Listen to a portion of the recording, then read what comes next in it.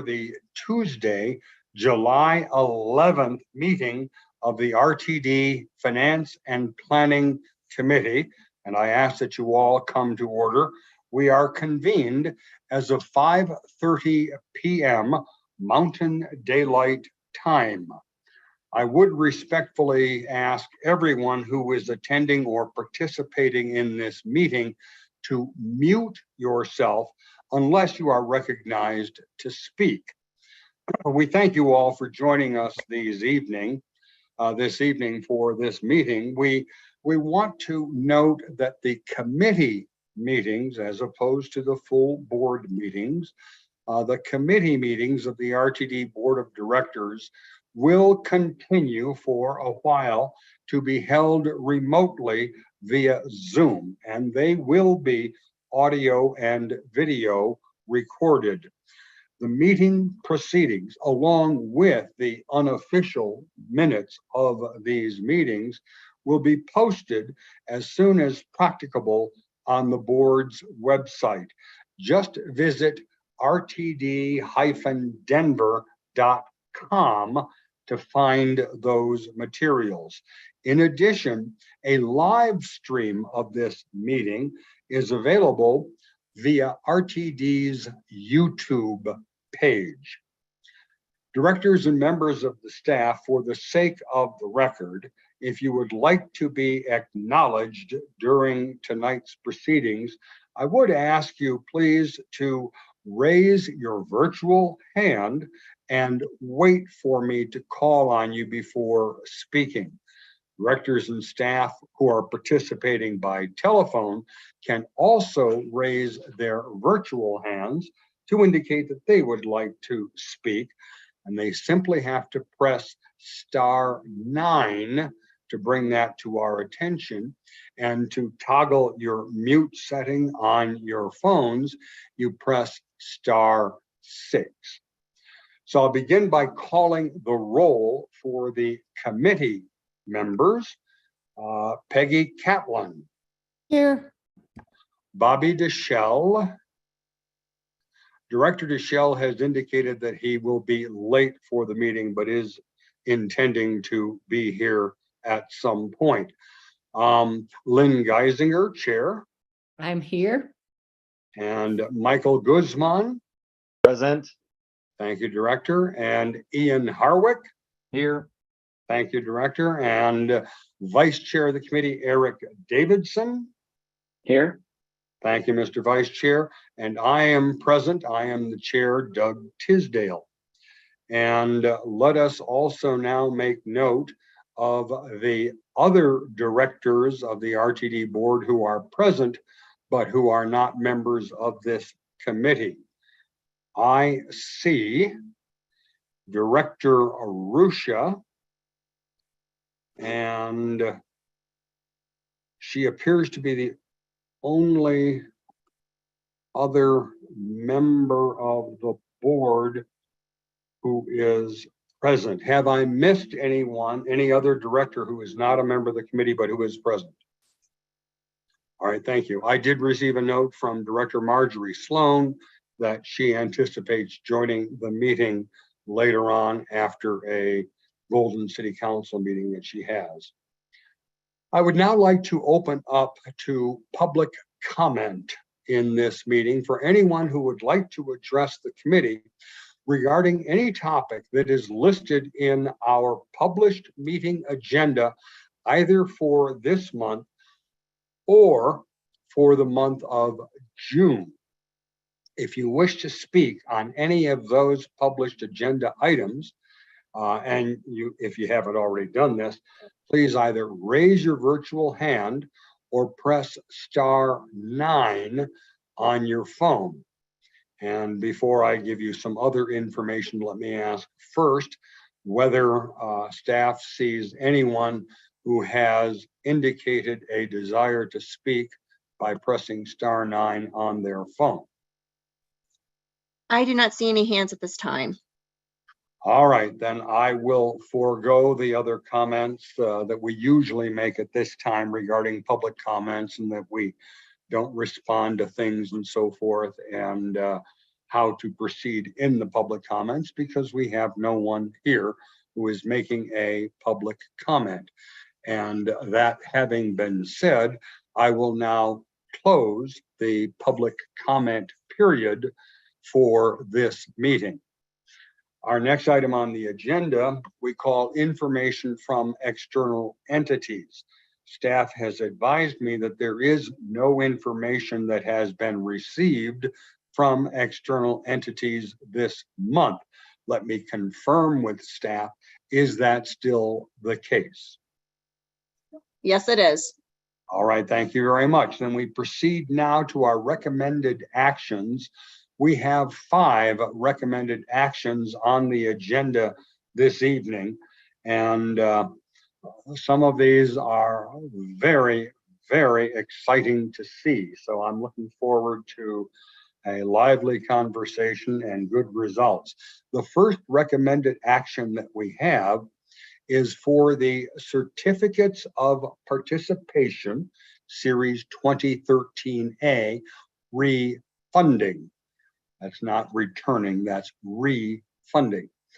And this resolution is for the Board of Directors to adopt the attached resolution number blank, referred to as the COP resolution, series of 2023, authorizing the refinancing of Certificate of Participation Series 2013A for interest savings to be earned from that refunding.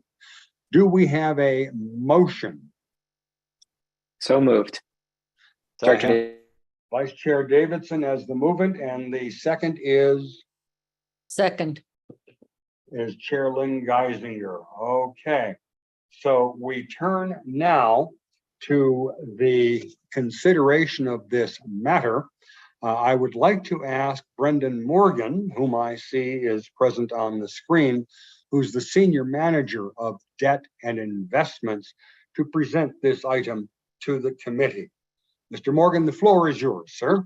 Thank you very much, Mr. Chair. I'm going to share my screen and walk through a quick PowerPoint presentation. Just a few quick slides. Would look very similar to the slides that we shared with the Finance Committee in June as a preview of this proposed transaction. Let's make sure I get the right one up here. Here it is.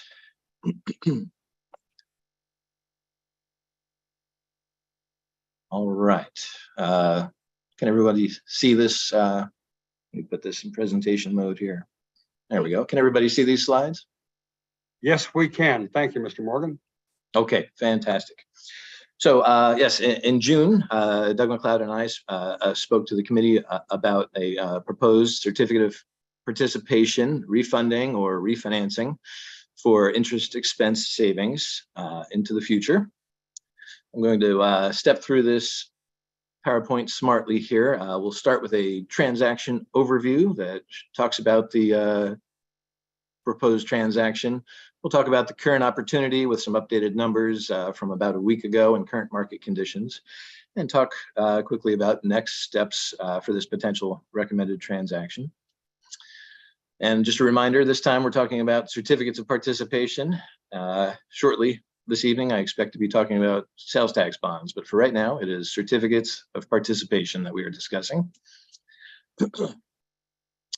So this resolution, this recommended resolution here, proposes that RTD issue a new Series 2023A certificates of participation that would be issued to refund the currently outstanding Series 2013A certificates of participation to lower RTD's future debt service obligations. The transaction would fund costs of issuance. It would release the related debt service reserve fund, and that's a very important point that I will get into in a little more detail on the next slide. These new certificates would be issued as tax exempt and have a fixed rate of interest and would not require a reserve fund. There would be no extension of the final maturity date, which is currently scheduled for June 1st of 2027. And the senior manager for this transaction is RBC Capital Markets, with Stifel and Wells Fargo as co-managers. Last month, staff heard some concerns about some of the banks involved, and we certainly heard the board's concerns. RTD does maintain a pool of investment banks that are competitively solicited and selected approximately every 5 years. So we are scheduled in 2024 to refresh that pool of banks, and we look forward to an in-depth conversation with the board about the participants in that pool and the responses we get once we issue that solicitation to refresh the pool.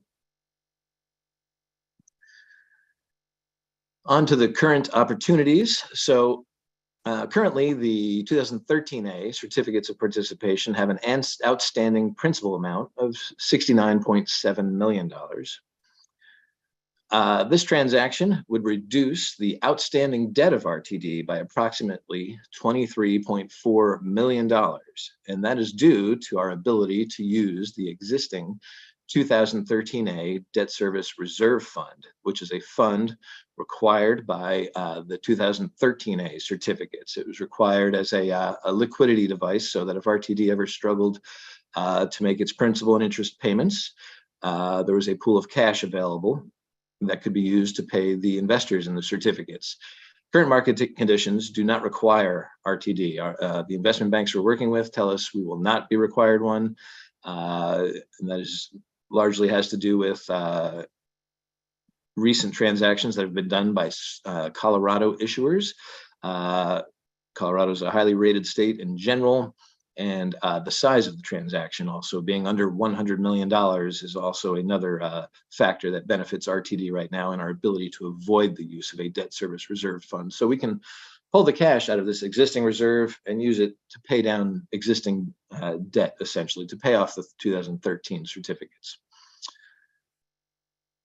So the gross debt service savings that we would expect to achieve in current market conditions would be approximately $28.2 million. And that money would be saved during the years 2023 through 2027. So a very large amount of money over just the next couple years.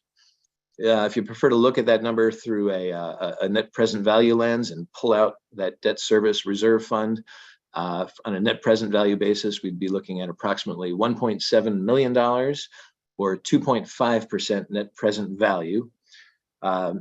Typically in the past, as you may recall, the net present value numbers, especially that percentage, the 2.5% net present value, the ones that I bring to you, the board, and recommend to the board are typically higher. However, that has a large part to do with the time left. Typically, the refinancings that we do are in excess of 10 years. And in this case, we're looking at a very short 3.5 years.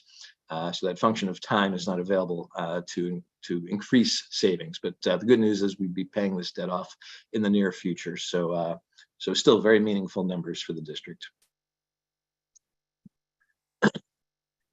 As far as next steps go here, July 25th, of course, being the RTD board meeting, where I would hope that the board will consider adopting the attached resolution here for the certificates. The resolution authorizes the general manager and CEO, along with the chief financial officer, to go ahead and execute this transaction within certain parameters, of course. The parameters include things like the principal amount of debt to be issued would not exceed $51 million. The maximum annual debt service would not exceed $19 million. And the final repayment would not exceed or not be beyond June 1st of 2027. So these are just sort of guardrails that are in place to give the board confidence that this transaction, if it should move forward, will be beneficial to the district. Assuming the board approves and adopts this resolution in the July board meeting, then RTD would move to price the certificates of participation in early September, and have the transaction closed by the end of September of 2023. So with that, that's all I have. I'd be happy to answer any questions. Thank you very much for the presentation, Mr. Morgan. And again, as you indicated, we talked about this at length at our last meeting. So I think a lot of the informational items have been already digested by the board. But now I would like to ask any directors. First, I'll begin with members of the committee, and then we'll go to any other directors. But if you have any questions, or if you wish to speak or comment on this, please raise your virtual hand and I will call upon you in turn. And remember, if you're participating by telephone, you need to press *9 on your telephone in order to indicate that you wish to speak. So let me look for hands first. And I see Vice Chair Davidson's hand up. Yes, sir, you are recognized. And thank you, Mr. Chair. I'll be very brief. I just once again wanted to say thank you to Mr. Morgan. Really appreciate the creativity you're putting to work to find all the opportunities we can here. And not only chipping away at savings, but chipping away at the debt service that we've had. It's been a sizable portion of our budget. So really appreciate the creativity and the continued energy going into this. That's awesome. Thank you. Appreciate it. Thank you for your comments, Mr. Vice Chair, and I'm confident that all of us join in those remarks. Any other member of the committee who would wish to speak at this time? I see no hands raised. Are there any other directors who are not members of the committee who would like to speak at this time? If so, please indicate by raising your hand, or if you're on a telephone, by pressing *9.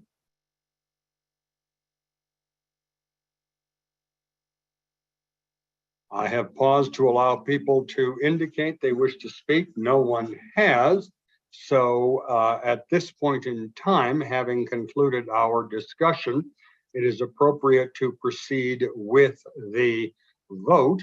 This is a motion that was made by Vice Chair Davidson and was seconded by Board Chair Geisinger. Are there any no votes on this item?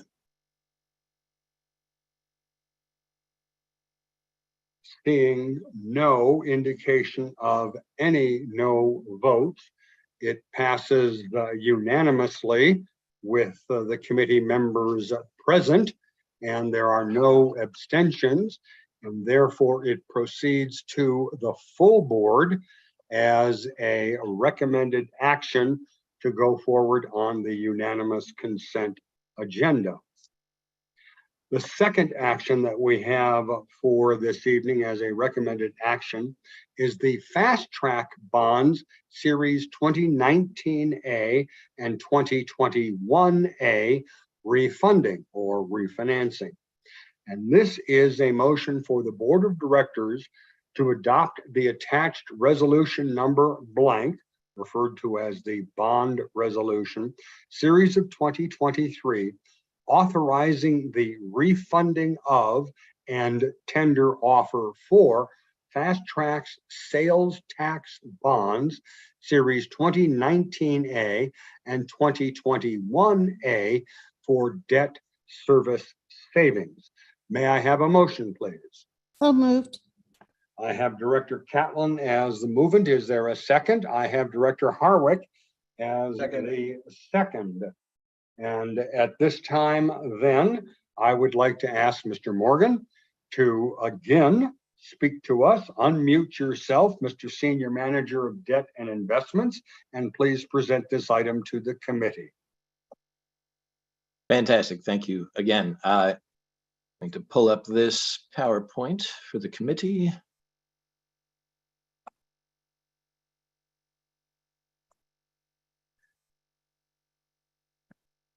Go. There we go. Okay, thank you very much. As I start this presentation, I'd like to point out that with us this evening also we have Mr. Michael Newman, who's RTD's financial advisor, or as the Securities and Exchange Commission refers to him, as our municipal advisor. So he's also available to answer any questions that the committee may have. So this presentation is in response to the, as Director Tisdale mentioned, in response to the bond resolution here, the proposed bond resolution. We did discuss this potential transaction in June, and we now have nailed down the details and brought this resolution forward for the board to consider later this month. This involves a tender offer to buy back some Fast Tracks bonds and then issue new Fast Tracks bonds to refinance them for future debt service savings.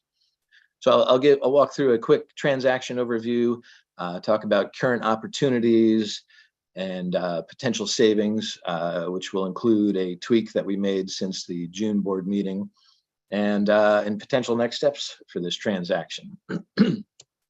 So again, we're discussing now. I'm discussing now sales tax revenue bonds as opposed to the certificates of participation that I just walked through a few moments ago. So this transaction involves a tender offer to buy back Fast Tracks Series 2019A and Series 2021A taxable sales tax revenue refunding bonds. These new bonds would be issued to fund the purchase of the Series 2019A and Series 2021A. It would fund the defeasance of certain bonds that are not tendered. That's the tweak that I had mentioned, and I'll go through that in a little more detail on the next slide. It would also fund the cost of issuance related to this transaction. The new bonds would be issued as tax exempt and have a fixed rate of interest with no reserve fund required. The dealer manager and senior manager for the transaction is Jefferies, with Bank of America Securities and Harveston Securities as co-managers. As far as current opportunities go, this transaction has a couple beneficial opportunities here. The first being to reduce principal outstanding. This tender offer to buy the 2019A and 2021A bonds from the current owners is beneficial because RTD sold these bonds at par back in 2019 and 2021. And since then, interest rates have risen and the value of these bonds as they trade in the market has gone down. They're now trading at a discount to what we sold them to a couple of years ago. So our offer to buy them back would be at a price lower than we sold them at several years ago. There's benefit number one of the transaction. That would translate to a reduced future debt service payment. The reduced debt service going forward is a function of paying interest on a lower amount of principal through the use of the tender. Again, we're buying these bonds back below the price that we issued them at. In addition to the tender, which we walked through in detail last month, we've also Mr. Mike Newman that's on the line with us, and along with Jefferies, who's the senior manager on the transaction, identified an opportunity to defease certain non-tendered bonds from the 2019A and 2021A series. We could defease some of these through a refunding and achieve interest expense savings of up to approximately $500,000, sort of a little cherry on top of an already meaningful transaction. So this next slide, you will recognize from last month. I talked a lot about the success rate and how important that is in, I'm going to call it guessing, really, because estimate feels too strong of a word. Trying to figure out what our savings could be from this transaction, it really depends on the success rate of the tender. And on this table here on the bottom of this slide, we see about a dozen transactions that are similar to this tender transaction that have been done in the municipal bond market over the past year. And you'll see in that far right column, the success rate ranges from anywhere from around at the low end 6% for a Pennsylvania Turnpike transaction to the high end for a state of California transaction of about 71%. So it's a very broad range. Last time RTD did a tender, we achieved just over 20% success rate, meaning how many of the bonds we asked investors to sell to us did they actually sell to us, right? And so last time we got approximately 20%. So if we use that as the number for the success rate and assume we get approximately a 20% success rate in the tender, potential gross savings, oh, there is a big typo on this slide. I apologize here. Potential gross savings, that number should be 10.8 million, not the 74.6 that you see. The 74.6 that you see is assuming a 100% success rate, which we're not assuming here. So I apologize that typo slipped through. So the correct number again should be $10.8 million. And that money would be saved between 2023 and 2038 through a net present value lens that equates to $7.4 million or 4.9% net present value. So still very meaningful numbers. I should mention that copies of all of the documents related to this transaction, the offering statements, and this goes for the certificates of participation that I discussed earlier as well. All of the documents related to this transaction can be found on RTD's website. The link to that exact webpage is on packet page 25. If you click on that link, it will take you and you can peruse all of the documents. They're almost as thick as a phone book. So feel free to peruse them as you have time. Next steps here, we've got July 25th again coming up for the RTD board meeting where the board will hopefully consider this transaction. The resolution, or excuse me, we'll consider this resolution. The resolution authorized the general manager and CEO as well as the chief financial officer to execute this transaction within certain parameters again. The parameters for this resolution include that the final maturity shall not be beyond November 1st, 2038, that the total repayment and maximum annual payment, all of those will remain within the original fast tracks vote since these were fast tracks bonds and issued under that 2004 election authorization. And we also have a requirement in the resolution that the net present value exceed a 3% saving. So again, these are just guardrails to ensure that the transaction is successful and meaningful for the district. Assuming the board approves this resolution in September, the RTD would expect to price these bonds and then again have the transaction closed by the end of September. With all of that said, I'm happy to answer any questions the committee might have. Thank you very much, Mr. Morgan. And I do just want to explain for some of our viewers or attendees, when you made the comment that the documents were as thick as a phone book, I want to explain, you see, a phone book is something we used to have that listed names, addresses, and telephone numbers of people. And that's how you found out how you could get in touch with somebody. So that was that somewhat dated reference to a phone book. All right, let me go to Director Guzman for your questions or comments, sir. Thank you. I just want to make sure I understand a word that I've never heard before, defease. Can you please explain to me in layman's terms what the heck that means? Yes, that's a fantastic question. Defease, so that's a word you will only hear in the bond market. And what it means essentially is that these two series of bonds that we're looking to refinance, the 2019 and 2021 bonds, they have terms within those bonds that they cannot be prepaid or called, as they are in the as they refer to it in the bond market, until certain dates in the future. So those would be 2029 and 2031 is when those bonds can be prepaid. So to defease the bonds simply means that we will raise money today and set it in an account with the trustee bank, who in this case is the Bank of New York Mellon, where the money will be invested in most likely U.S. Treasury bonds, yes, or something called state local government securities that are meant for these defeases. Very highly rated, very safe investments where the money will be invested and will sit until we get to the call date, and at which point RTD can exercise its call option to refinance, to basically to pay off that existing debt. So it comes off for financial reporting purposes.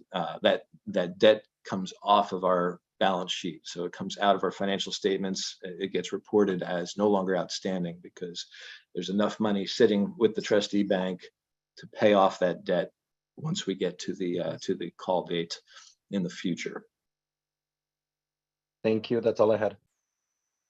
Thank you very much, Director Guzman. And now, Chair Geisinger, you are recognized. Thank you. And thanks so much, Brendan, for this great work. Could you go back one slide, please?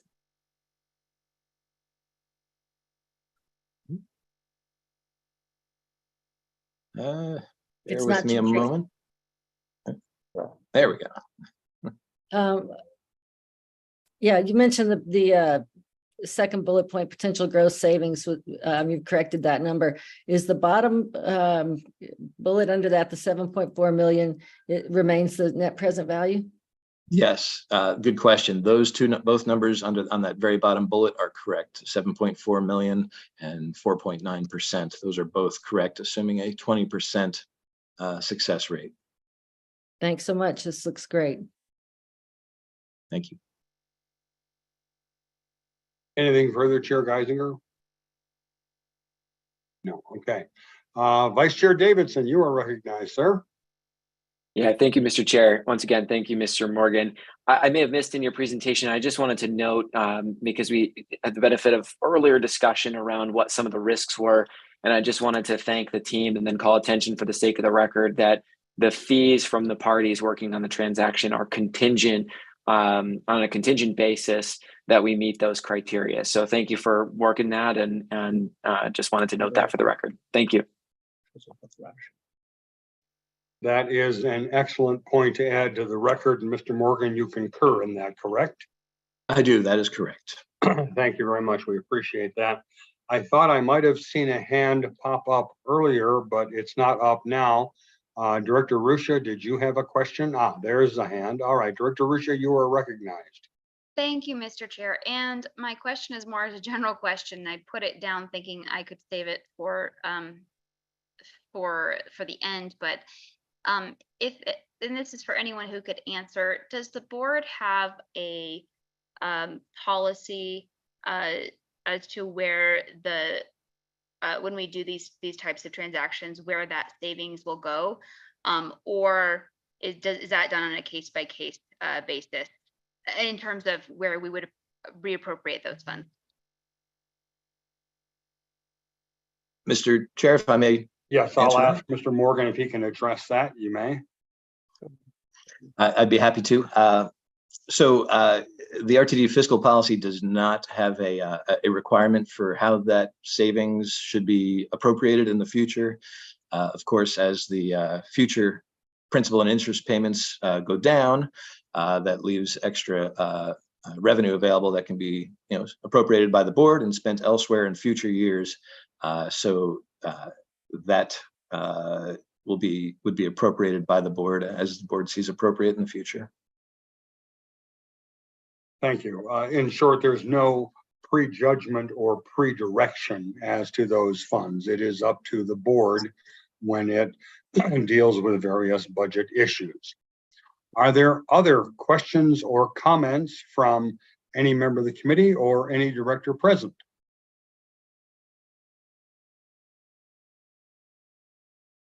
Having paused and hearing no response, then we will proceed with the vote. Let me ask, are there any no votes on this recommended action?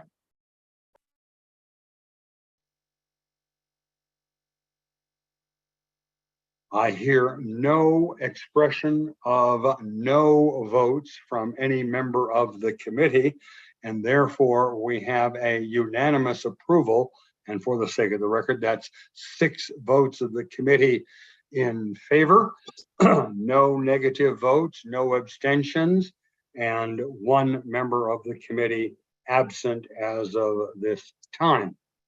We then move to our 3rd recommended action item for tonight. And pardon me, Chair. This is Melanie Snyder, General Counsel. Yes, Madam. Yes, Counselor. Thank you. I believe Director Deschel has joined us as well as Director Broom. Oh, thank you. All right. So let me make note and let me inquire. And I don't know if Director Deschel is in a position where he could comment, but Director Deschel, were you in fact present and part of the vote a moment ago so that we could say that it was 7 votes in favor? Yes, sir, I was. Thank you very much. I did not note that you had joined. That's one of the problems with having the display up regarding the item, but thank you for indicating that. And Director Broom, welcome to the meeting as well.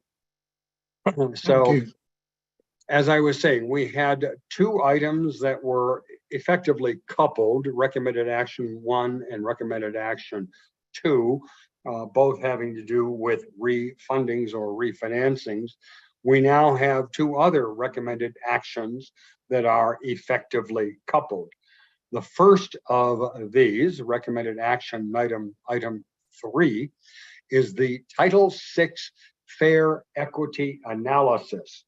And the motion we are looking for is for the Board of Directors to adopt the Title VI Fair Equity Analysis Report for the System-Wide Fair Study and Equity Analysis, recommended fair changes in order to comply with federal laws, regulations, and guidelines related to Title VI of the Civil Rights Act of 1964.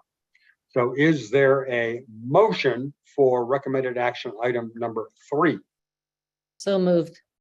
I have Chair Geisinger as the movement. Is there a second? Second, Guzman. And I have Director Guzman as the second. Relative to this item, just one word of background. In order to proceed with our next recommended action item regarding the fair structure, we have to adopt a report that provides the justification for that action. So first you approve the justification, then, should you choose, you would approve a fair structure change. And at this point in time, I would like to ask Carl Green Jr., who is our Director of Civil Rights, to present this item to the committee. And Mr. Green, the floor is yours, sir. Thank you so much, Mr. Board Chair. I'll go ahead and share my screen.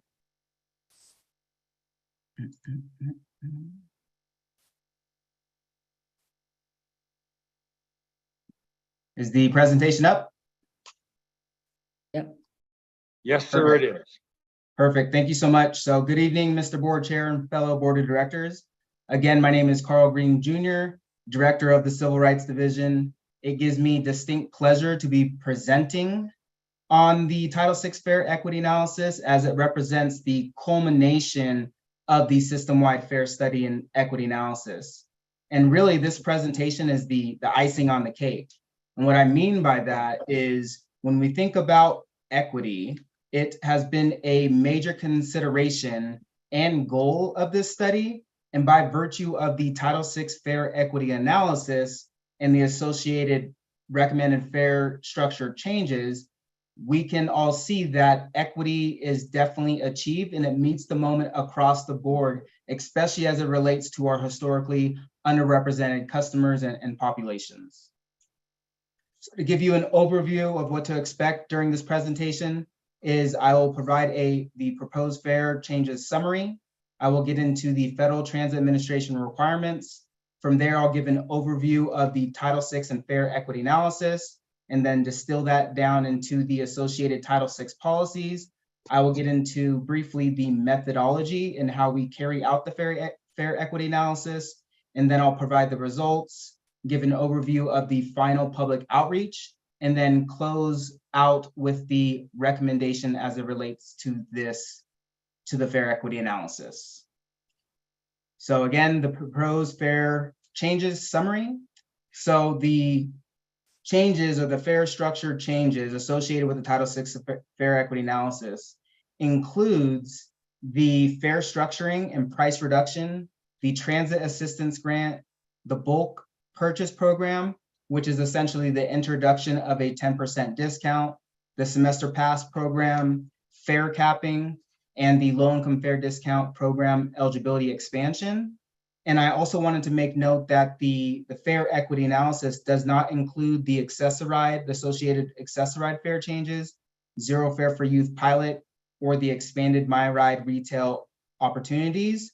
And just to give you a little bit more background on why it doesn't include it, is one, with pertaining to accessoride, per the federal regulation or FTA requirements, we are not, it's exempt from including, our accessoride or paratransit is exempt from a fair equity analysis, but in the spirit of equity and ensure there was an opportunity to be inclusive in our approach to ensuring when we look at various customer segments, we wanted to make certain that Access-a-Ride was included in this overall system-wide fare study. And then with respect to the Zero Fare for Youth pilot, as iterated in the board report and as noted by Deborah's communication to the board of directors, we received approval from the FTA on June 22nd of this year, approving our request to extend our 6-month pilot into a 1-year pilot, which will be for the 2023-2024 school year, concluding August 31st of 2024. And just to make this also clear, if we do move in the direction of making the Zero Fare for Youth permanent, then we would need to carry out a Title VI fare equity analysis prior to making permanent. And staff in the background have already set up our overall approach to carry that out in the event that we move in that direction. And then lastly, the expanded MyRide retail opportunities that is currently being procured as far as next steps to ensure, as we think about fare capping or opportunities for folks to load fare onto their card. That is another opportunity by expanding the MyRide retail opportunities to ensure that there's access points for our customers to be able to load fare and the like.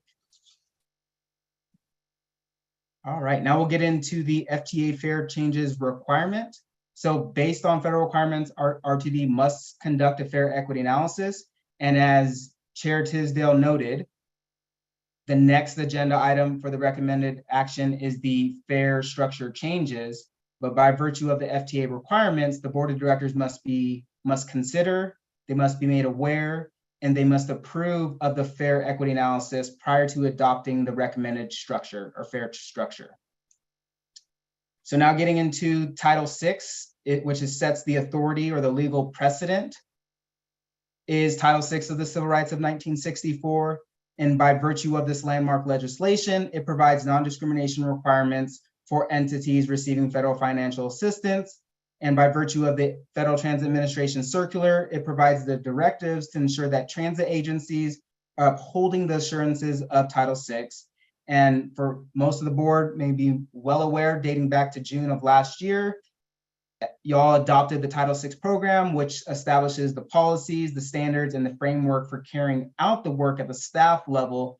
And a key evaluation tool for fare changes is the fare equity analysis, which in turn, inherently, it's to prevent inequitable changes from being implemented.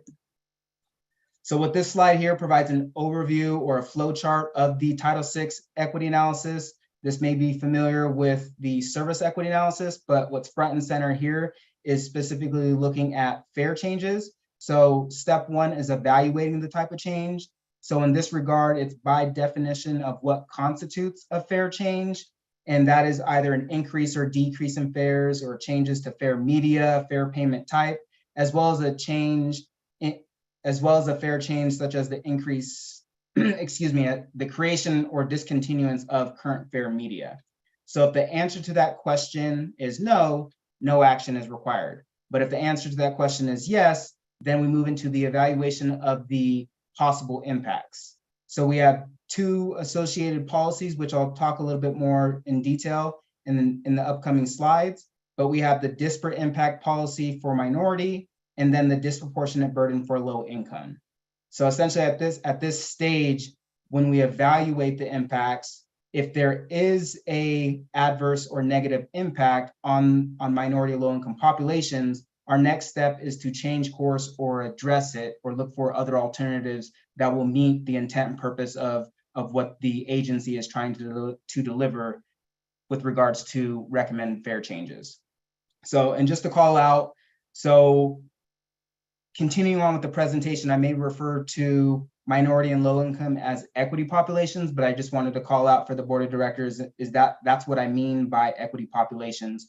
And just to give a more detailed definition of low income as part of our Title VI program, the definition of low income is at or below 150% of the federal poverty level.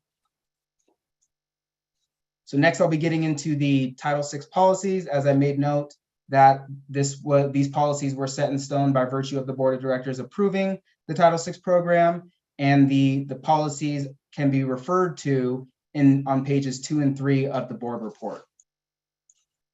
So as far as the fair, disparate impact, and disproportionate burden policy, by definition, again, this is spelled out in the board report, but by virtue of the definition, it's so RTD's determination of a fair, disparate impact, or disproportionate burden, which I'll refer to as DI or DB, is based on the difference in the impacts experienced by minority and low-income persons as a result of any price change or the average of multiple fare changes compared to the impacts experienced by the overall ridership.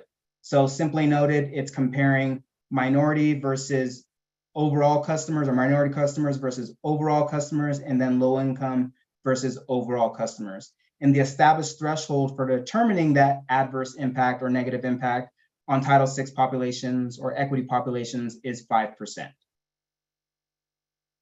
So now I'll be going over the methodology as it relates to our fare equity analysis. So again, it compares the current fare to the proposed fare, and then it calculates the absolute change as well as the percent change. So more or less, if looking at the Title VI report, by virtue of that 123 pages and going to the tail end of that document, there's a lot of calculation and computation that's being conducted in order to assess the different fare product types across these different comparator groups in order to understand if there's a negative impact by virtue of looking at that absolute and percent change. So the average fare analysis is utilized to assess the effects of the proposed fare changes on the average fare paid per boarding by minority and low-income customers compared to overall customers, as I noted.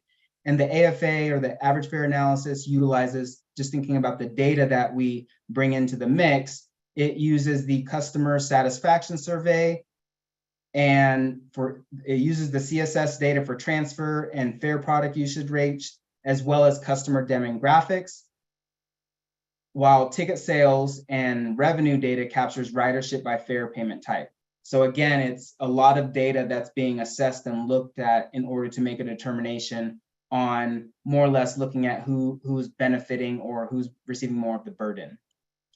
And then as far as the RTD policy thresholds, it's used to assess whether these proposed changes have an adverse impact. And specifically what we're looking at is if minority and low-income customers are disproportionately affected by these changes in relation to all customers.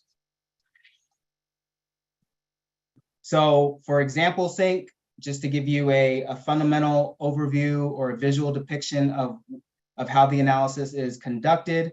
So essentially, as I noted, there's a 5% threshold, and we're looking at the comparator groups. So if you look at the bar chart on the left, we can see that the percent increase, as an example, in average fare for minority customers is 25%, whereas the percent increase for average fare for overall customers is 19%.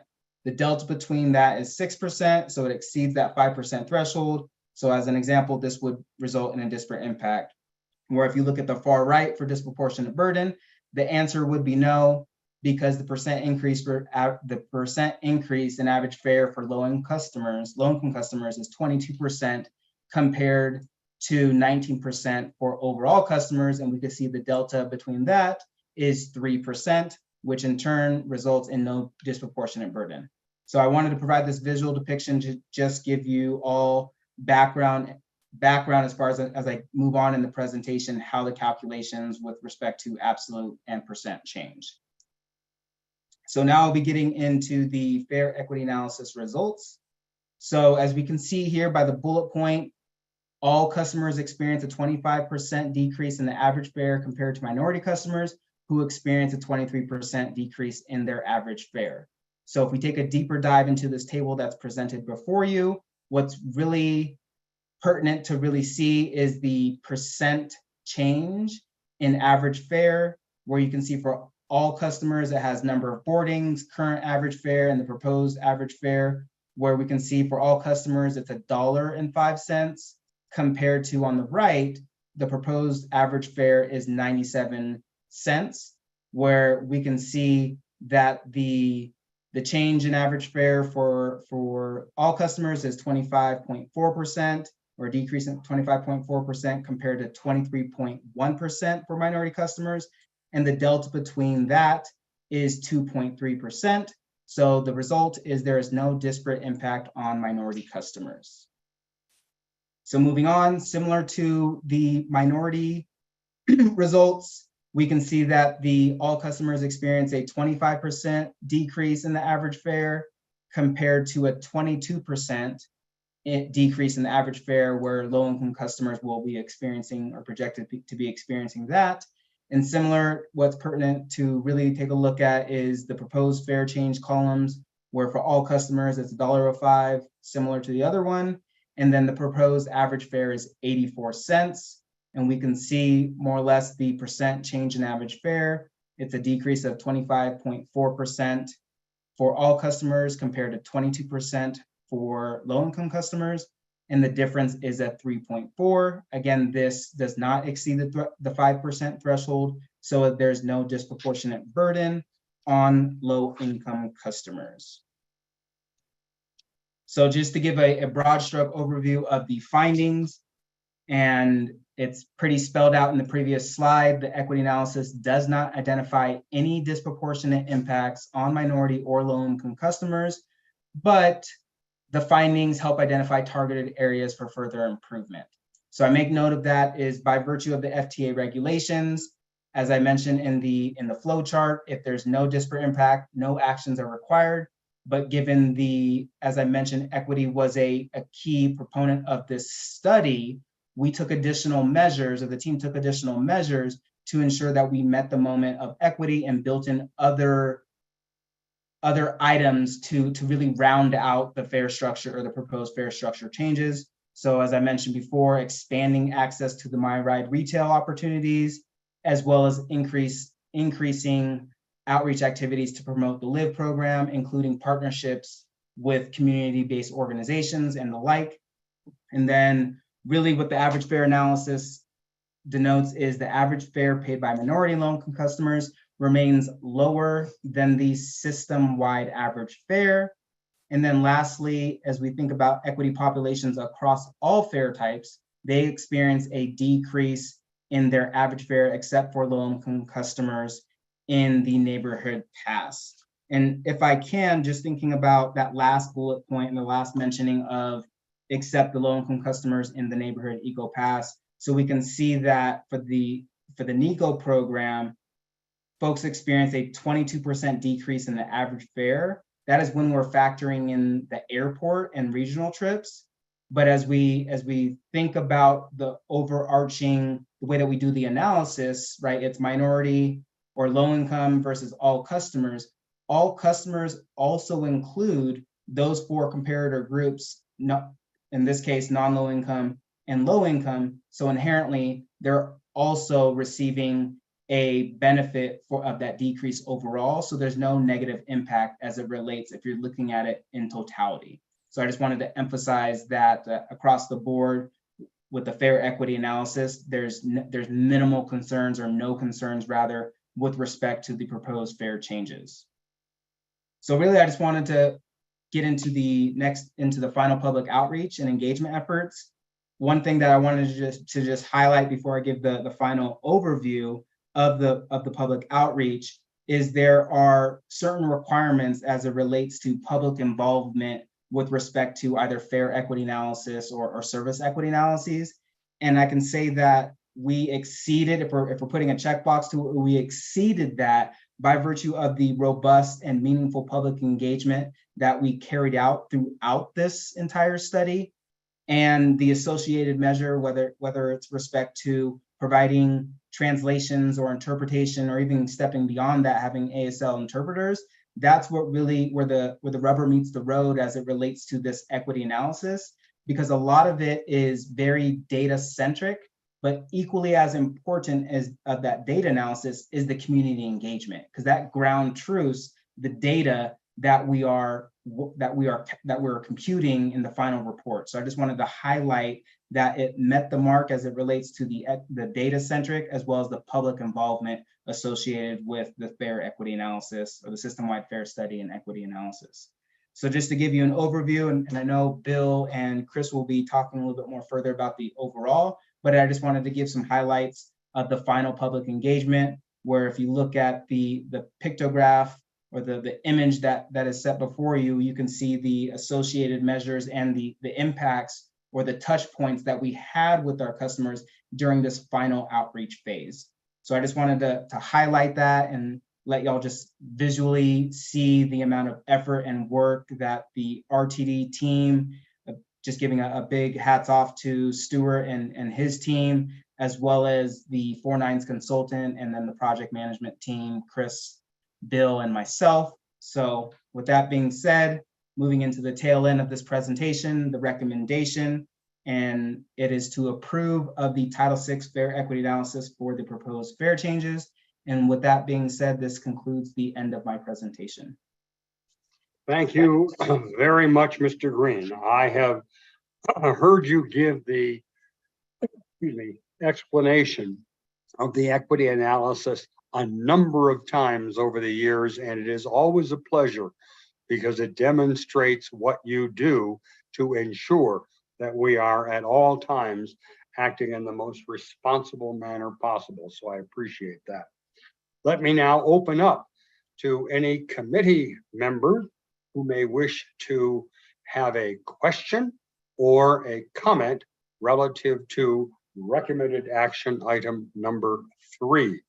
Are there any hands raised from committee members? Director Guzman, you are recognized, sir. Thank you. Mr. Carl Green Jr., I know that we have talked about this before. I just want to make sure I understand, so this is more clarification. You've referred to the delta. I think when we talked about it, it was the nexus between what happens with the impact, right, being the 5% rule for disproportionate burden analysis and disparate impact analysis. I'm trying to keep them straight. That is the difference between what affects everybody in our system, every writer, any race, any gender, any financial status, and then specifically the difference between that impact to everyone and the impact that a minority group would have, or if we're dealing with the financial part of it, what would be affected by that group that is 150% or below the federal poverty level. Is that correct? It's yes, that difference. Okay, so thank you for the visual on that, because that's really hard to understand and the language doesn't quite make sense if you don't know how to envision it. May I ask a follow-up, Chair? Yes, indeed, sir, you may, Director. Okay, last one. In the report that you have given to us to review on page 16 and 17 of the report, which is, I believe, page 60, our packet, page 89 and 90, it does have some assumptions about the minority or the ethnicity assumptions for this. And I just want to make sure that I understand this correctly. What it says here under 5.1 ethnicity assumptions is that for purposes of the fair and equity analysis, minority populations are those who have not identified themselves as Caucasian, white, or not of Hispanic origin, or, excuse me, Caucasian, white, not of Hispanic origin on the 2019 CSS. The analysis did not include respondents who refused to respond to the racial or ethnicity questions. So those were just removed. Those were not calculated in this. I want to make sure I understand. Okay. Yes, that is correct. Thank you. That's all of my questions. Thank you very much, Director Guzman. We appreciate that. And now, Director Catlin, you are recognized. Thank you, Mr. Chair. Mr. Green Jr., thank you so much. I've been on this board for quite a while, and then also exposed to the Title VI program through CDOT. And I think your thorough analysis is to be commended. And I also would say that your explanation is some of the clearest explanations I've ever heard. So thank you very much for your hard work and your good job. Thank you so much, Director Catlin.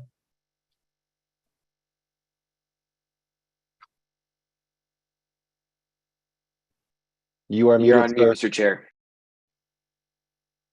Thank you. Any other comments from committee members before I open up to other members of the board? Any committee members from the Finance and Planning Committee who wish to comment or question? Seeing none, let me ask, are there any other directors? And I will note for the sake of the record that Director Sloan has also joined us this evening. And I see Director Rusha's hand up. Director Rusha, you are recognized. Thank you, Mr. Chair. I have 5 questions. Some are just clarifying. Would you mind if I go ahead and ask them in order? Yes, let's see that and we'll see how much time expires while you're doing that. Go on ahead. I will endeavor to be speedy. Thank you, sir. So my first question, and this is on page 13 of the PowerPoint. I apologize, I don't remember. That would be page 66 of the packet. I just want to make sure that number of boardings, we're talking about individual legs of a trip, not the continuous trip. Legs of the trip. Okay, thank you. Just want to make sure. And then, so this presentation references the variables used in our math, but doesn't list, I think, all the data, or I can't find it. Like, for example, I don't know how many customers are using which type of fare media. If that is in this packet, would you be able to direct us, or is that something that you could follow up via email? Yes, and Director Rusha, it's on page 47. If your question is looking at the number of boardings per fare payment type, it is listed on that table. But if it doesn't get you the information that you need, I can definitely follow up with an email response to get you that answer. Okay, and for the sake of time, I won't flip back to page 47 to check, but just for me, I am a math person and a stats person, so I also work well with formulas, and I just I could see where you were coming from a high level perspective conceptually, but I couldn't really plug in what the what the data was. So I will look at that and maybe follow up with 5 questions. A more specific question I had, if you could briefly touch on how the 3-hour pass factored into this analysis. That's actually what I'm more specifically interested in. I have an assumption that more low-income riders utilize the 3-hour pass. Is that correct? And did you find that group of users would be more likely to, I don't want to say have a disparate impact, because we've assessed that's not the case, but maybe receive less benefit than other customers? That's a great question, Director Rusha. So this is also on page 47, but just to communicate it at this meeting, is the difference percent change for all customers compared to low-income customers for the 3-hour full fare pass is that low-income customers will be receiving a benefit, and it's actually a decrease of 0.8% compared to all customers. So they're actually benefiting if we're just zeroing in on the 3-hour pass. Okay, thank you. I'm sorry, what page? And maybe I'm looking at the whole consolidated committee packet. What page am I looking at? Page 120. Oh, thank you, Director Guzman. That would explain. All right, thanks. I will just take a look at that and just follow up if I have questions. And then finally, I did have a question or comment about the public engagement process. I know that our code of conduct outreach tracked some of these meetings as well, but per our code of conduct survey data, that feedback wasn't representative. And so I worry about a potential discrepancy. So as it relates to this outreach, do we have a breakdown, like by zip code, a heat map, or can you just explain, and I know we've gone through this before, but can you explain just for this round and for the public's knowledge, how we tracked that, and how we can be sure that we did do our due diligence in terms of a representative sample.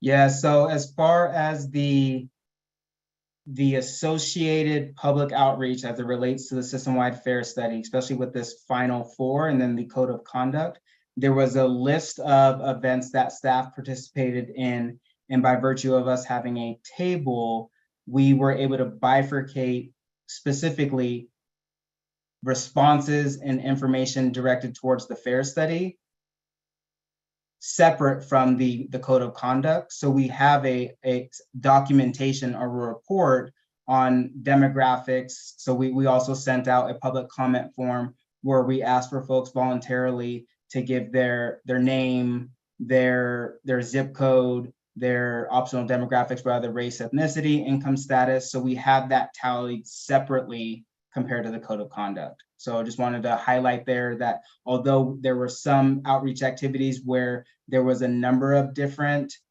items or like code of conduct or the fair study, but we're able to separate what the feedback mechanism that we were receiving for each of those activities, whether it's the code of conduct or the system-wide fair study or the final 4 of the system-wide fair study and equity analysis project.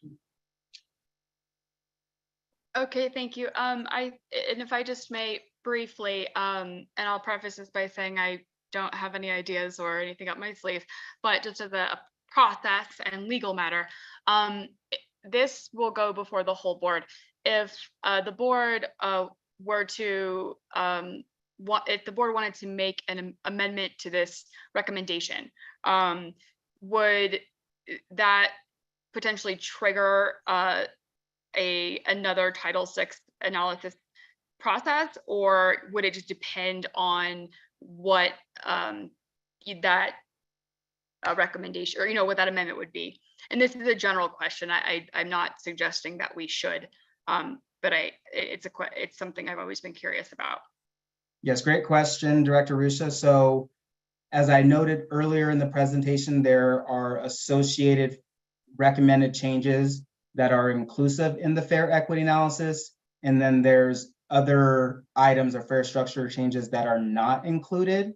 So if you're talking about the container of what's included in the fair equity analysis, in the event that the FEA or the fair equity analysis is not approved, or if there's updates to the proposed fair structure changes, then we would need to look at those changes and then redo the equity analysis for the changes that are associated with the FEA.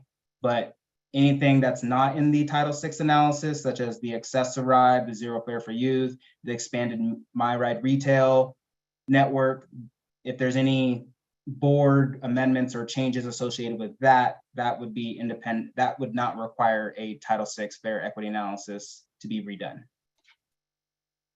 Okay, thank you. Thank you, Director Rusha. We appreciate your participation. Any other non-members of the committee or any members of the committee prompted by questions asked by Director Rusha who has a further comment or question at this time? Having paused and waited for anyone to speak, I will now proceed with the vote. And I would ask, are there any no votes on this action item? Having paused and waited for a response, there are no votes that are indicated as being in the negative. Therefore, the chair finds that the committee has unanimously passed by a vote of 7 in favor the recommended action item number 3. That brings us now to our 4th recommended action for the evening. An historic moment, the fair structure recommended action. And this is a recommended action for the board of directors to adopt the fair structure recommendations from the system-wide fair study and equity analysis. Do I have a motion? So moved, Davidson. I have Davidson as the movement. Do I have a second? Second, Deschel. And I have Deschel as the second on recommended action item number 4 to adjust the fare structure. And at this point in time, I would like to ask Mr. Bill Soroy, our Senior Manager of Transit-Oriented Communities, and Mr. Chris Quinn, our Planning Project Manager, to present this item. Gentlemen, the floor is yours. Thank you, Chair Tisdale, and thank you for the introduction. And like the chair said, this is a exciting moment, I think, for the agency, kind of a first for the agency in terms of looking at a fare study and proposing a reduction in fares, and quite a focus on, customer and community engagement that I think Mr. Green reflected in his conversation about the fare study, the equity analysis for the fare study. So with that, I will go ahead and share my screen to bring up the PowerPoint here. And let me get, there we go. Okay, is that all? It looks good on everybody's screen? Yes, sir. Okay, so tonight, Chris and myself will be both sharing in the slides and going over the slides. We will be covering and reminding the board of the study goals and the process that we've been through, an extensive process, if I may add at that, over the last 14 to 15 months. Also really focus on the outreach that Carl referenced. We had a process where we went out an extensive amount of outreach in April and May, and we'll go over those feedback that we received there. And then Chris will talk about some of the final recommendations, which is, again, is a repeat of information that we've shared with the board previously. And then I'll finish up with kind of implementation and next steps. So study goals, as Carl said, I mean, the focus of this effort and kind of the leading goal that we had throughout this process was equity, and focusing on those who are transit reliant and really are financially burdened customers. I mean, that was evident throughout. It's evident in the title of the study. And again, we were very much focused on that.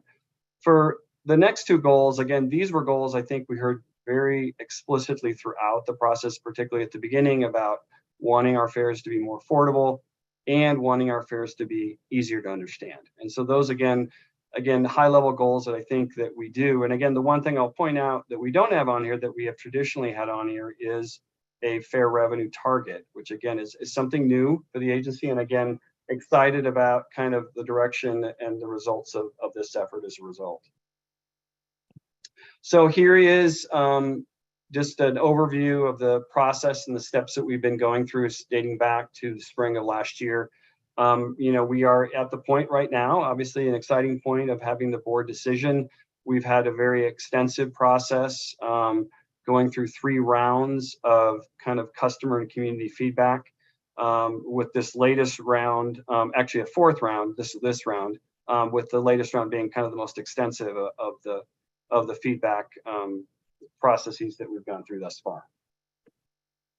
So in terms of summarizing the outreach, we collected feedback from kind of the mid-April through towards the end of May, had extensive interactions. We had community partners and community-based organizations that we worked with that reached over 9,000 individuals in terms of their reach.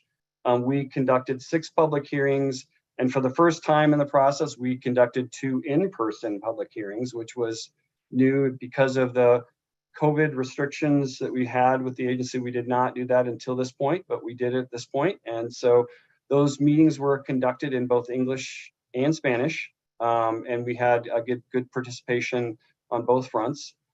We had a number of events that we participated in, both from a community standpoint, as well as from kind of a customer-focused or RTD-focused standpoint, some of our major bus and rail stations.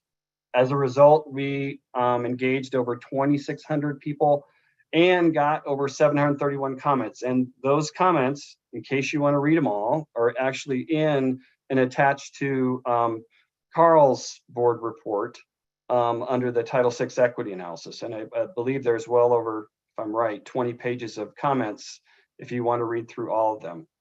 But we'll all go over some of the major themes that we heard. And lastly, and very importantly, again, throughout this process and throughout this particular phase, language assistance measures were made available so that we could make sure that our safe harbor languages within the district were appropriately covered and available for those who needed that assistance.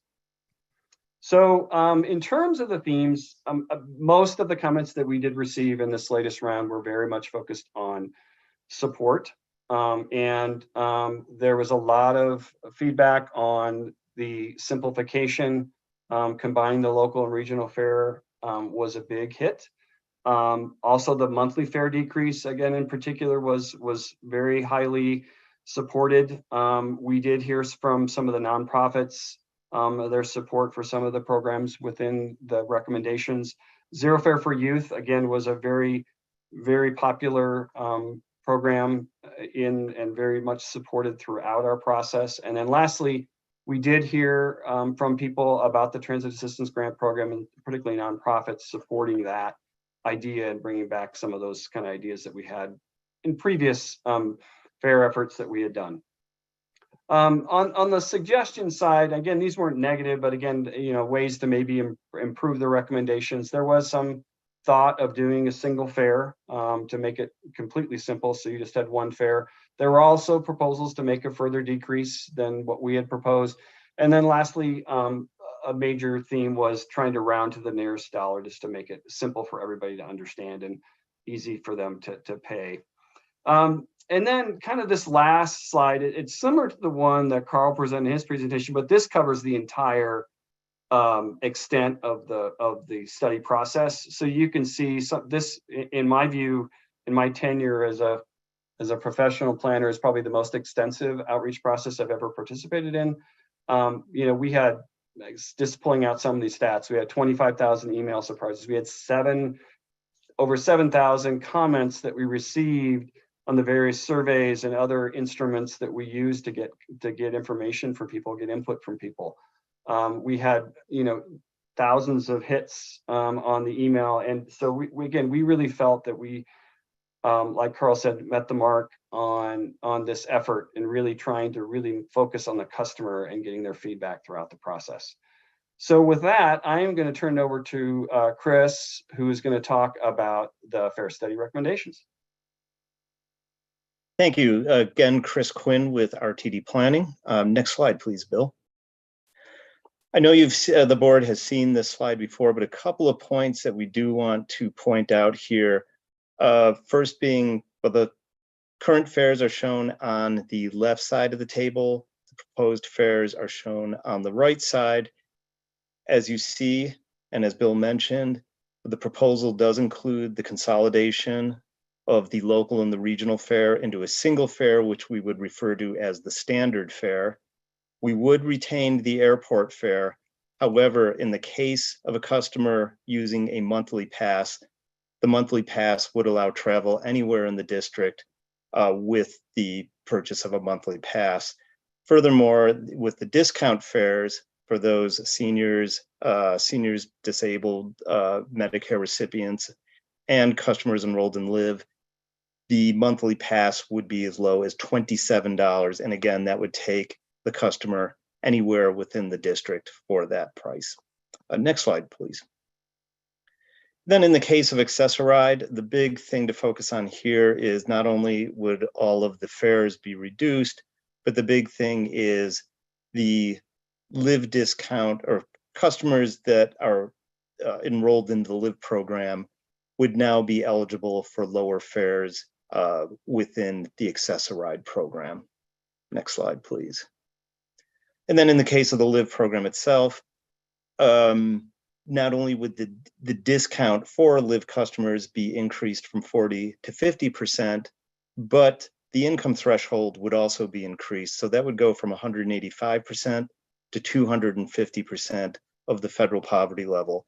In the board report that's provided as part of the packet, we do have a table in there which shows what that income would be for various household sizes. But just as a real quick example, in the case of an individual, they could be making up to $36,000 and be eligible for the live discount. And in the case of a family of 4, that number would be $75,000. Next slide, please.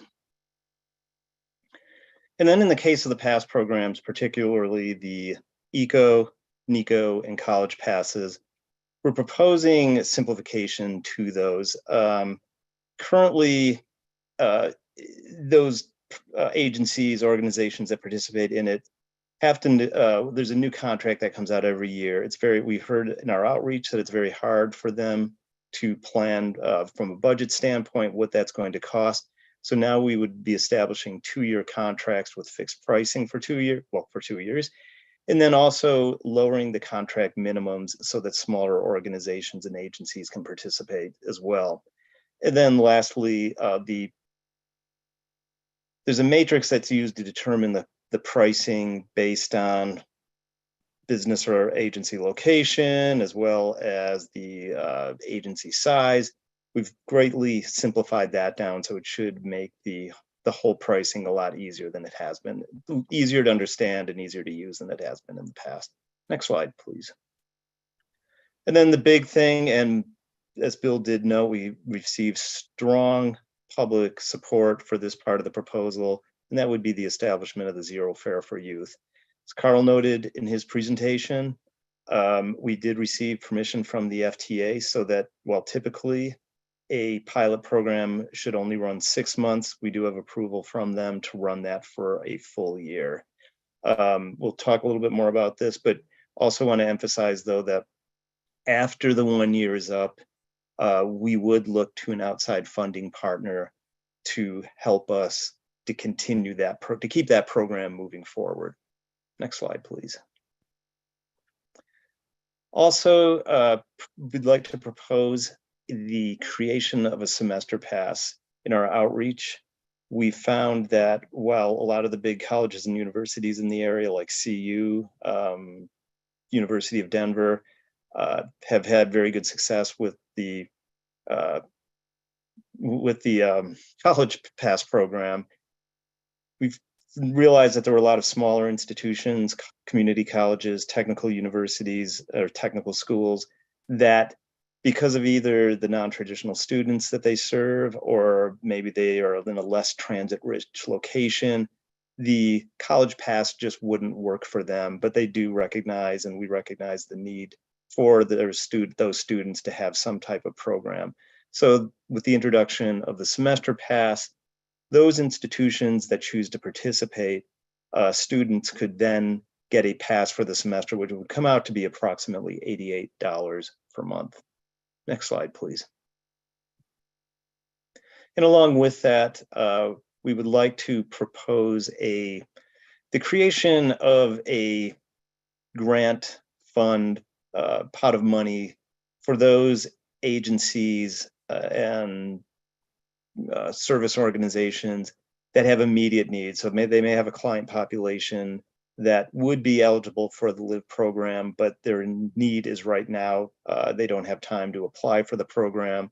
So that would be where they could apply for a discount, then provide their clientele with fair media so that they could use our services immediately.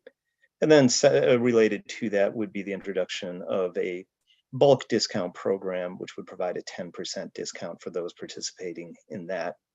Next slide, please. Now, in this one, this table shows what the revenue and the ridership, how they would be affected with the proposed fare structure. Couple of things we want to note here are, first, we show the ridership change as well as the revenue change. Big takeaway here is, with the proposed fare structure, we would see an increase in ridership from 60, excuse me, am I looking at that wrong? Oh, from 65 million, sorry, to up to 73, 74 million. Revenue, however, would decrease, and even with the increase in ridership, that wouldn't be enough to offset the decrease in ridership. A couple of things, though, that we do want to note, and our CFO, Doug McLeod, was not able to be here. He is on vacation, a well-deserved vacation, but he did provide us with a few speaking points and notes that he wanted us to emphasize when going over this slide.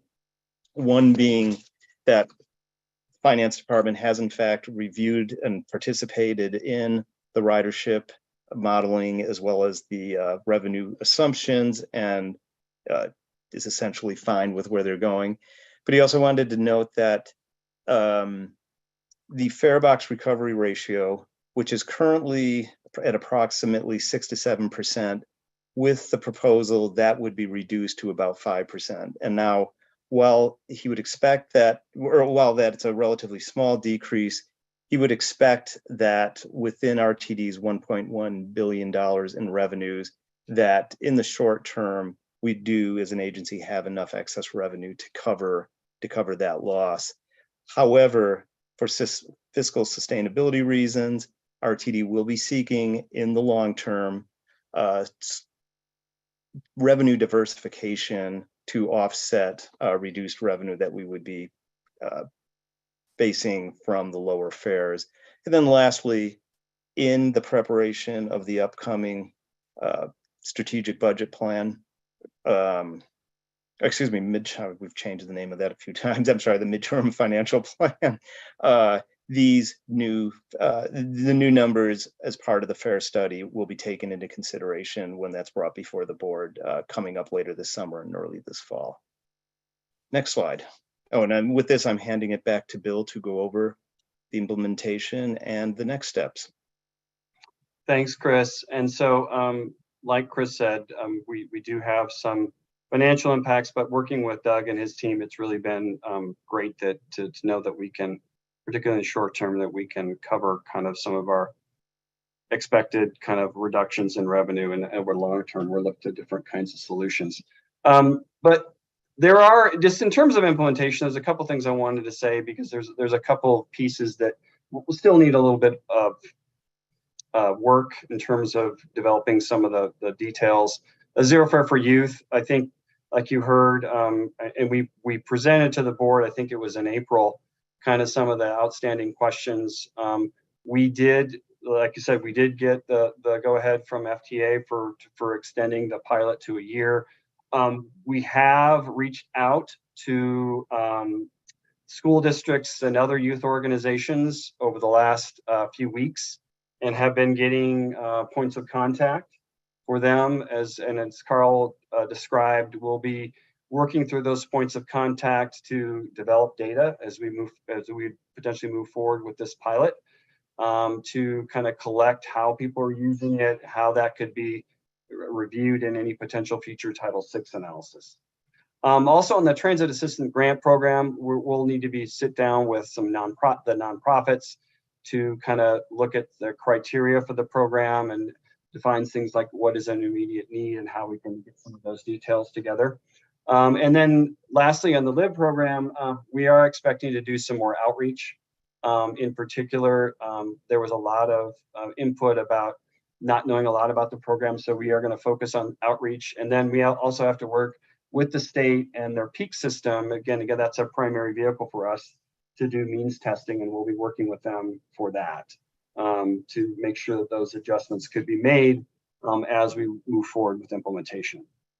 So in terms of kind of broad terms, like I said, the board action this month to hopefully approve the recommendations from the fare study. And then the first thing is that we would implement the Zero Fare for Youth pilot the beginning of September, as we roll out of the Zero Fare for Better Air, so that there would kind of be a seamless introduction for schools and other youth organizations that are taking advantage of the Zero Fare for Better Air over this month and next month. And then the full implementation of the recommendations is still scheduled for Q1 of next year. And again, we're working on our best to try to get some of those items implemented as soon as we can. But again, right now, kind of our focus is on Q1, and that's what we expect, that within that window that we will get the full, most of the full extent of the recommendations to be implemented. So with that, that ends the presentation, and I think we'll open it up for questions, and I'll invite Carl Green also to join, as well as others, to answer any questions. Thank you very much, Mr. Soroy and Mr. Quinn. Excellent presentation, and the materials you provided in the board packet were extremely helpful. Let me now ask first if there are any committee members who have questions, and I'll turn to you first, and then I will turn to the other directors. Let's begin with Director Kaplan. You have the floor, ma'am. Thanks. Excuse me. Thank you, Mr. Chair. I think this was a great presentation. I have some words of caution, though, because sometimes when you implement a program, then there becomes an expectation that it will continue in perpetuity. And my fear is that if we do not get some of the outside or partnerships and funding sources, and we have to either reduce the benefit or take it away, that we will get some backlash. And that goes for the pilot program for the zero fare for students, as well as I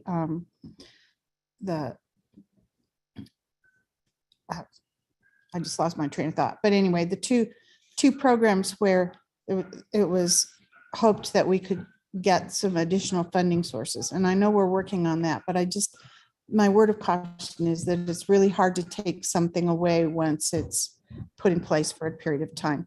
Now, I know that we've done zero fare for better air and are managing those expectations, recognizing that it's only a 2-month program.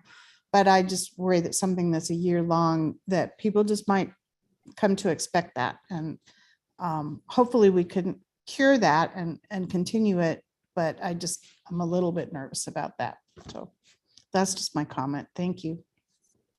Thank you, Director Kaplan. Let's turn to Mr. Revenue Diversification, Vice Chair Davidson. Thank you, Mr. Chair. You know what I'm going to say. Well, first of all, of course, thank you to the whole team. I mean, this has been exciting, and it's a really exciting moment for the agency. And thank you to the team and to our general manager for really driving this initiative and doing all the work, particularly all that public outreach. It's a tremendous representation of our strategic priority to drive customer value.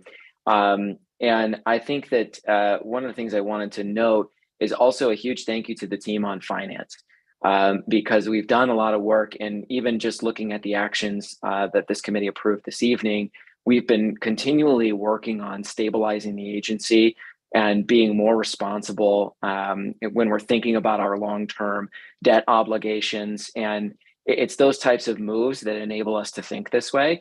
And certainly also, I know Mr. Chair and some of the team, we had a chance to speak offline about this, and I would expect this will come up at our widely more public board meeting, but we'd certainly be remiss in not thanking the Federal Transit Administration for the tremendous support through the difficult times with COVID, as well as the support in approving the extension of this pilot program.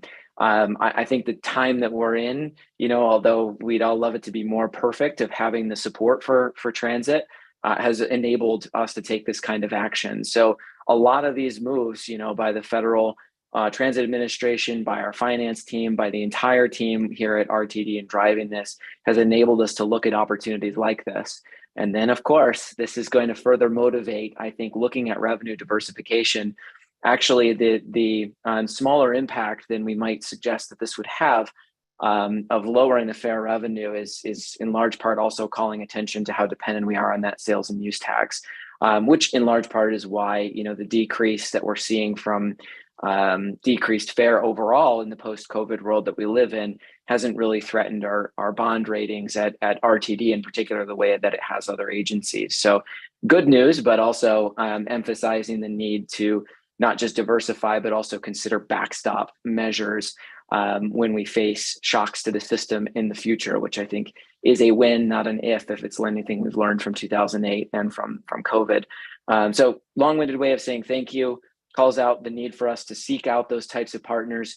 Huge opportunity for those that are listening that could be partners of us to align with us on transportation and backstop these revenue sources. Awesome work. Thank you, team.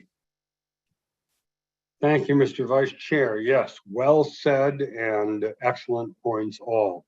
Director Guzman, you are recognized. Thank you, Chair.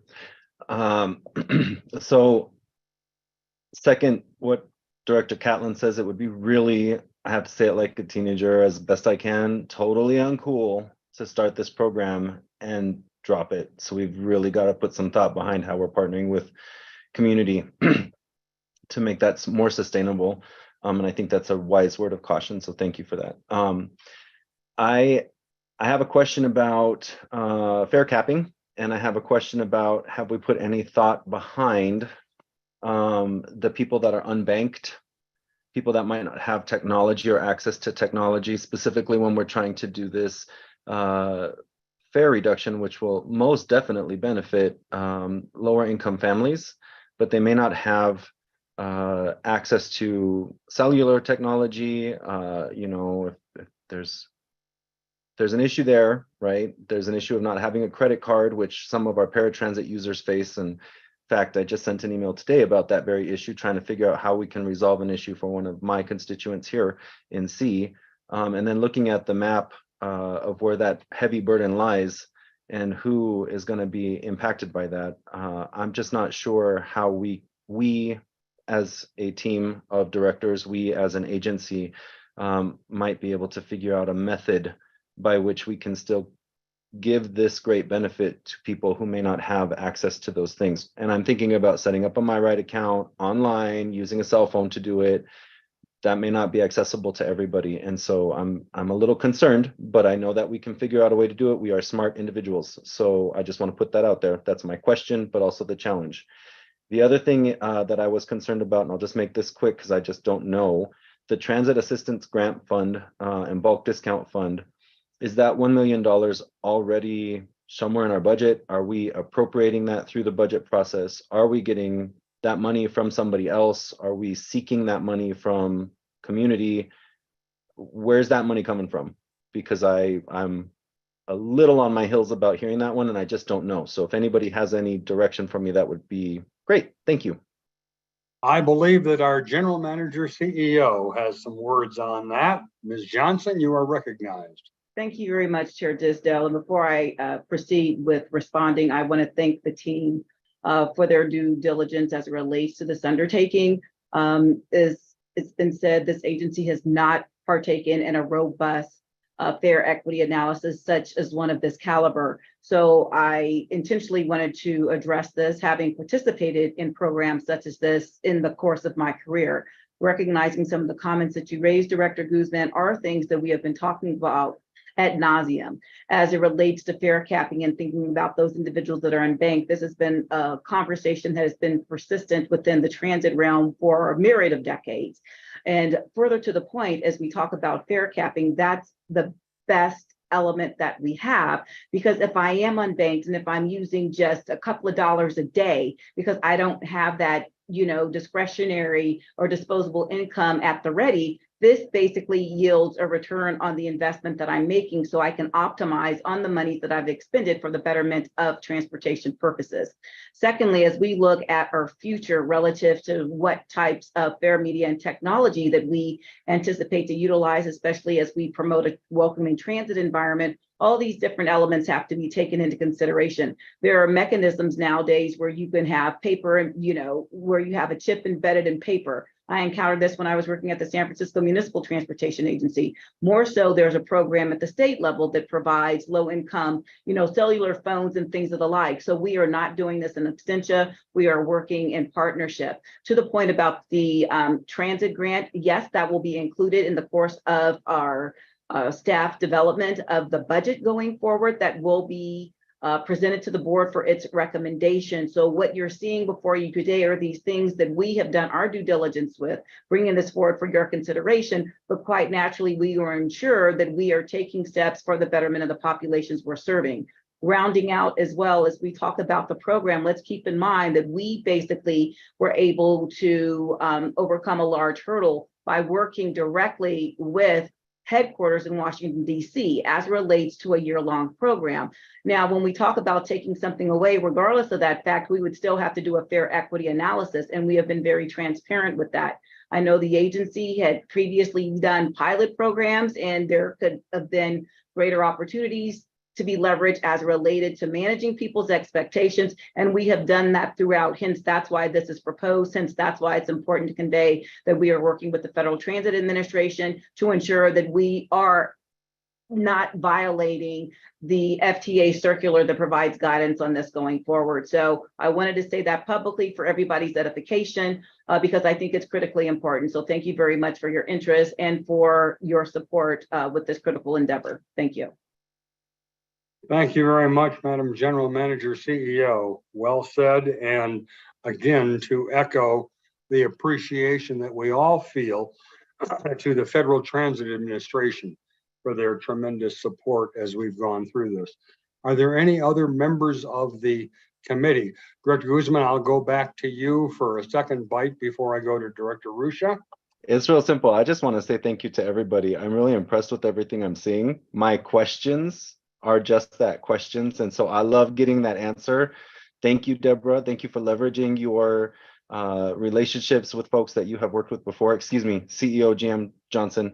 I'm really bad at this. I'm so sorry. But I really do appreciate it. And all of the work and the presentations you're doing, you know, Mr. Green Jr., Mr. Quinn, Mr. Sarah.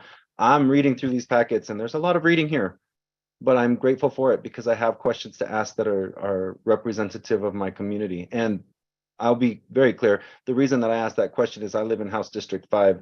In the last congressional session, my representative had to put forth a bill to make sure that people could pay with cash because of the unbanked issues that this particular House district in the city of Denver faces. And so it really came from a community understanding and knowledge of what that feels like to not have access to those things. So I'm grateful that we are working with all of this, and thank you for your answers. I always appreciate them very much. Thank you, Director Guzman. Seeing no other committee members with their hands raised, we'll go to other members of the board. Director Ruscia, you are recognized. Thank you, Mr. Chair. I have a couple of questions about the Transit Assistance Grant Fund. It's to be $1 million. And I was wondering if the board were to appropriate more dollars or if staff were to advise that we increase that fund, would that require a Title VI study? May I, Board Chair? Oh, okay. Yeah, so it would not, it's not necessarily the dollar amount. What the board is approving is inherent with just the Transit Assistance Grant Program. Various entities across the nation have instituted a similar program, and it varies in the range of the pot of money, so to speak, in which they are rolling it out. So based off our assessment and reaching out with community, we conservative approach, but more so right in the middle, we landed on $1 million as a good starting point for this Transit Assistance Grant Program. Thank you. Did you have a follow-up you wanted, Director Ruscia? Because I see Director Geisinger has her hand raised. Yes, I do. I have a follow-up to that question, and then I had a few more. So if I may ask my follow-up, I can defer to our board chair and then come back. So with the Transit Assistance Grant Fund, will the staff develop like a matrix, like a scoring system? And does that go before the board, or is that TBD, you know, when we're evaluating who might receive those dollars? Mr. Board Chair, may I? Yes, sir. You may proceed, Mr. Green. So as Mr. Soroy stated, that is a program that's under further development. But as we look at other transit properties and the way in which they have rolled this out. It could be internal staff, it could be external entities supporting with the evaluation committee, so to speak. But essentially, it'll run similar to our nonprofit pass program, where folks would apply for a grant, and it's not necessarily dollars, but it's providing 10 ride ticket books to these entities, and in turn they could distribute, distribute to their clients or their customers. Thank you very much, Mr. Green. Let's proceed with Director Board Chair Geisinger next. I'm sorry, Ms. Johnson, did you have a comment you wanted to add at this time? Yes, I did. Thank you very much, Mr. Chair. Just to further elaborate on what Mr. Green said, as we look at the implementation, what we're doing is assessing best practices from other transit agencies that have already leveraged this. And I think Mr. Green hit the nail on the head, recognizing that there's a myriad of ways in which you can do this. Often in my experience has been very prudent to work in tandem with nonprofits and have people representing those entities be involved with the process. Because as we talked about earlier, it's not about the Title VI equity analysis goes hand in hand with the overarching fare structure, but those monies that are allocated are strictly, within the purview of the transit agency. And what we're doing at the outset is starting with $1 million so we can determine the best path forward to garner a better understanding what might the appetite be for. And so we can be nimble with that as we go forward, and we will keep the board apprised as we develop the steps to implementation upon conferring with some vital participants, i.e. within the transit realm, also with nonprofits that are in the position of providing social service support. Thank you. Thank you, Madam General Manager, CEO. Madam Chair, thank you for your patience. You are recognized. And actually, I'll take my hand down because that just answered my question. I think I'm really happy to see the transit assistant grants coming back, that we had the program where we offered discounts to nonprofits, and then that went away for a while, but I think that's a really important program. This is all great. Thanks. Thank you very much. Now we return to Director Ruscia. You said you had a couple of other questions. Thank you, Mr. Chair. I'll just say in advance, I apologize for my ignorance, but for the Title VI study for youth fares, assuming that will likely happen, does that analysis, because we're looking at a specific subset of riders, look at all riders or just youth riders in terms of that comparative analysis? Mr. Board Chair? Mr. Green? Yes, that will be specifically on the ages of 6 to 19 that represents the youth demographic. That would be inclusive of the Title VI fare equity analysis associated with the zero fare for youth. Okay, thank you. That answered my question, and I thought that was the answer, but I just wanted to double check because I had no prior experience with that type of program, and it's new to us too. And then my other question, and this is about, there was a note about we were kind of in the process of an equity analysis for expanding the locations or places where you can get a MyRide card. And just briefly, if someone could just touch on kind of what we're looking at when we are, doing that kind of analysis from an equity standpoint. Mr. Chair? Yes, Mr. Green, you may proceed. Yes, great question, Director Ruscia. So as we look to expand our retail network and looking at where if there's specifically what we're looking at is increasing access.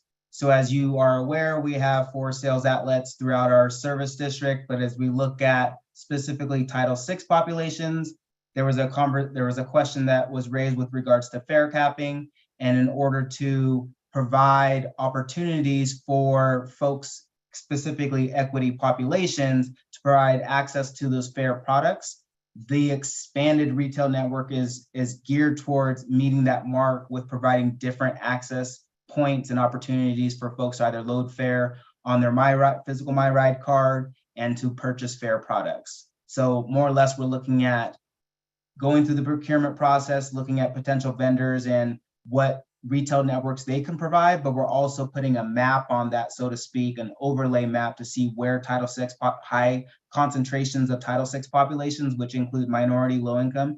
And as we look at immigrant and refugees, we're also looking at languages as well. So we'll be able to more or less hit the nail on the head to make sure that we are distributed throughout our service district. And in addition to that, targeting where these populations live to create those access points for these historically underrepresented populations. Thank you, sir. Anything further, Director Rusha? Not just to wrap it up, Mr. Chair. Thank you, Mr. Green. That's what I thought was going into it. I just wanted to make sure there wasn't a concern. And if I may, have we considered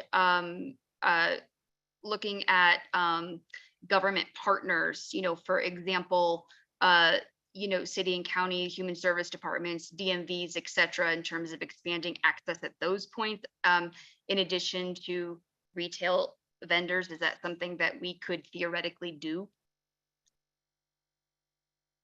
Mr. Green or anyone else who is prepared to answer? Yes, General Manager. If I may, Mr. Chair, yes, we are exploring all various opportunities, having had experience of working with the Maryland Department of Motor Vehicles, and we were looking at fare programs. These are all different elements that we are going to pursue, recognizing that where we are at this point in time is bringing this forward for this board's consideration from an equity assessment vantage point. All of these great ideas and suggestions are things that we are contemplating as we go forward, and you will know the path forward that we're taking through written correspondence as we start with the implementation process, because we have to keep in mind a lot of these things are basically tied into who we're working with and the requirements of their program as we go forward. So we're all eager and open to looking at every single viable option there. So thank you very much, Director Rusha, for that. And please know that we're committed to looking at all avenues. Thank you very much. That's a great response, General Manager, and we appreciate it. Any other comments from any member of the committee or any other board member? Hearing none, it's time for us to turn to the vote. I want to say first, though, this is unprecedented. This has never happened before. The RTD is looking at reducing fares, not increasing fares. It is monumental in its impact. It is historical because it is, as I said, unprecedented. For that reason, I'm going to proceed and take the liberty of having a roll call vote so that each of the committee members may be heard expressing their affirmation or their opposition to the fare structure as proposed, which would reduce fares across the board. Chair Lynn Geisinger. Yes. Director Bobby Deshelle. Yes. Director Ian Harwood. Yes, sorry, it was muted and I couldn't unmute. Total yes. Yeah, we kind of fooled you on this one. It's all right. Director Michael Guzman. Yes. Director Peggy Catlin. Yes. Vice Chair Eric Davidson. Yes. And the chair, Doug Tisdale, votes yes. So let the record reflect that at 7:23 p.m. Mountain Daylight Time on Tuesday, July 11, 2023, the RTD Finance and Planning Committee voted unanimously to send to the board for its consideration with a recommendation of approval for the reduction of fares across the board. Thank you. We have one more recommended action and we have one discussion item.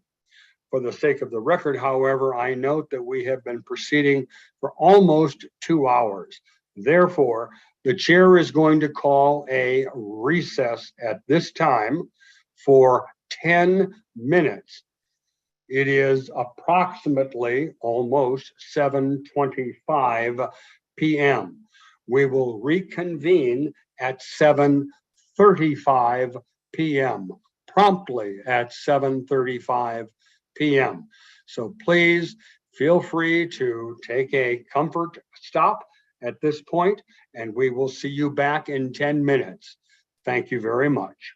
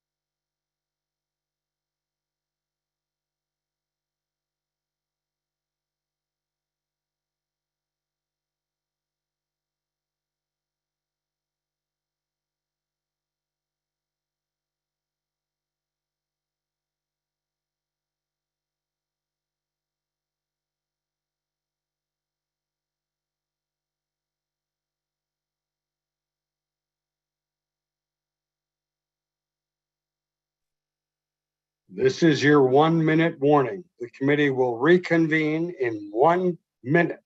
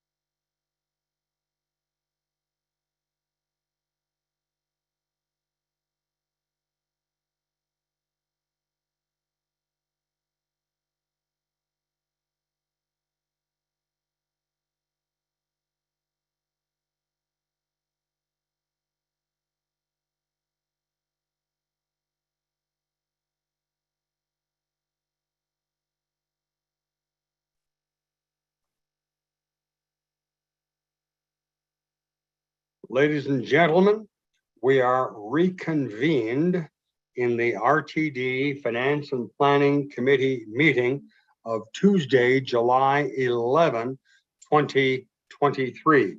It is now 7:35 p.m. Mountain Daylight Time.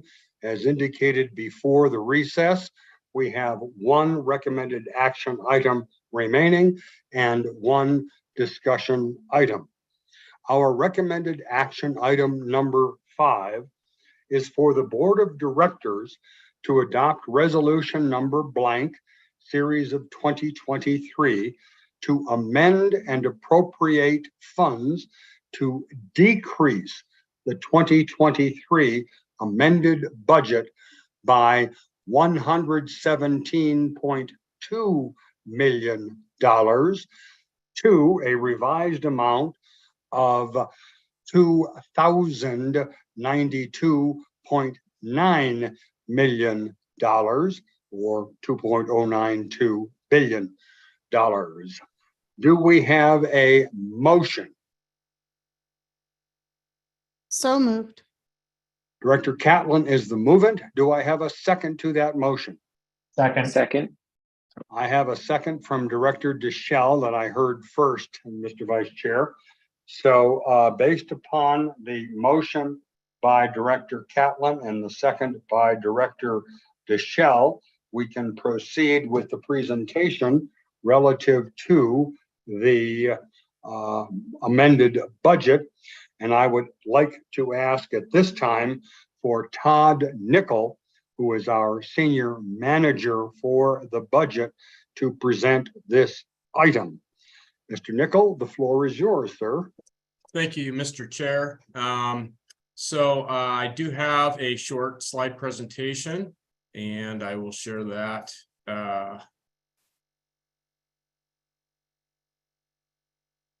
Here. You can all see that. Yes, we can, sir. Okay, so I'm going to be relatively brief with my presentation, as it's simply a summary of the information you've already received. So we are presenting our 2023 amended budget to you today. And the purpose, so what we'll be going over today is the purpose of the amended budget, what we're requesting in terms of changes to our adopted budget, a recap of what we're asking in the amendment, and also just outline what our the remainder of our 2023 budget and forecast timeline is. So the purpose of the amended budget is to restrict expenditures to authorized uses. As you see in the board report, we are only authorized to spend what the board appropriates for us to spend. So we're this is our opportunity to move funds around, to reallocate our funds, to request additional funds, and if the case may be. We also are adjusting for new information. So as things change and needs change, we need to be able to adjust our budget.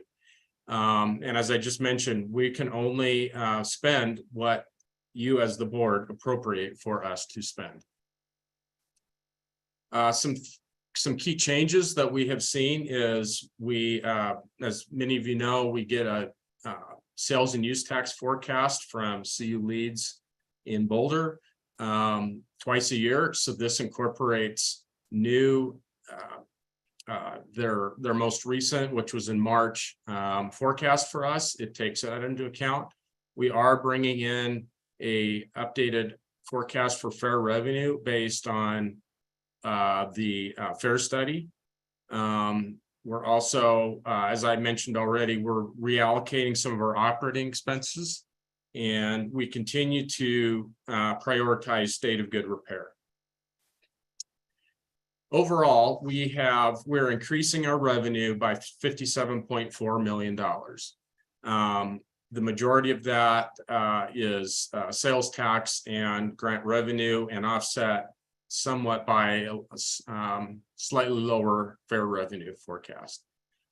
We're increasing our operating expenses by $31.5 million, and that is mainly made up of an increase in paratransit services of $13.2 million and an increase for security services of 7.6.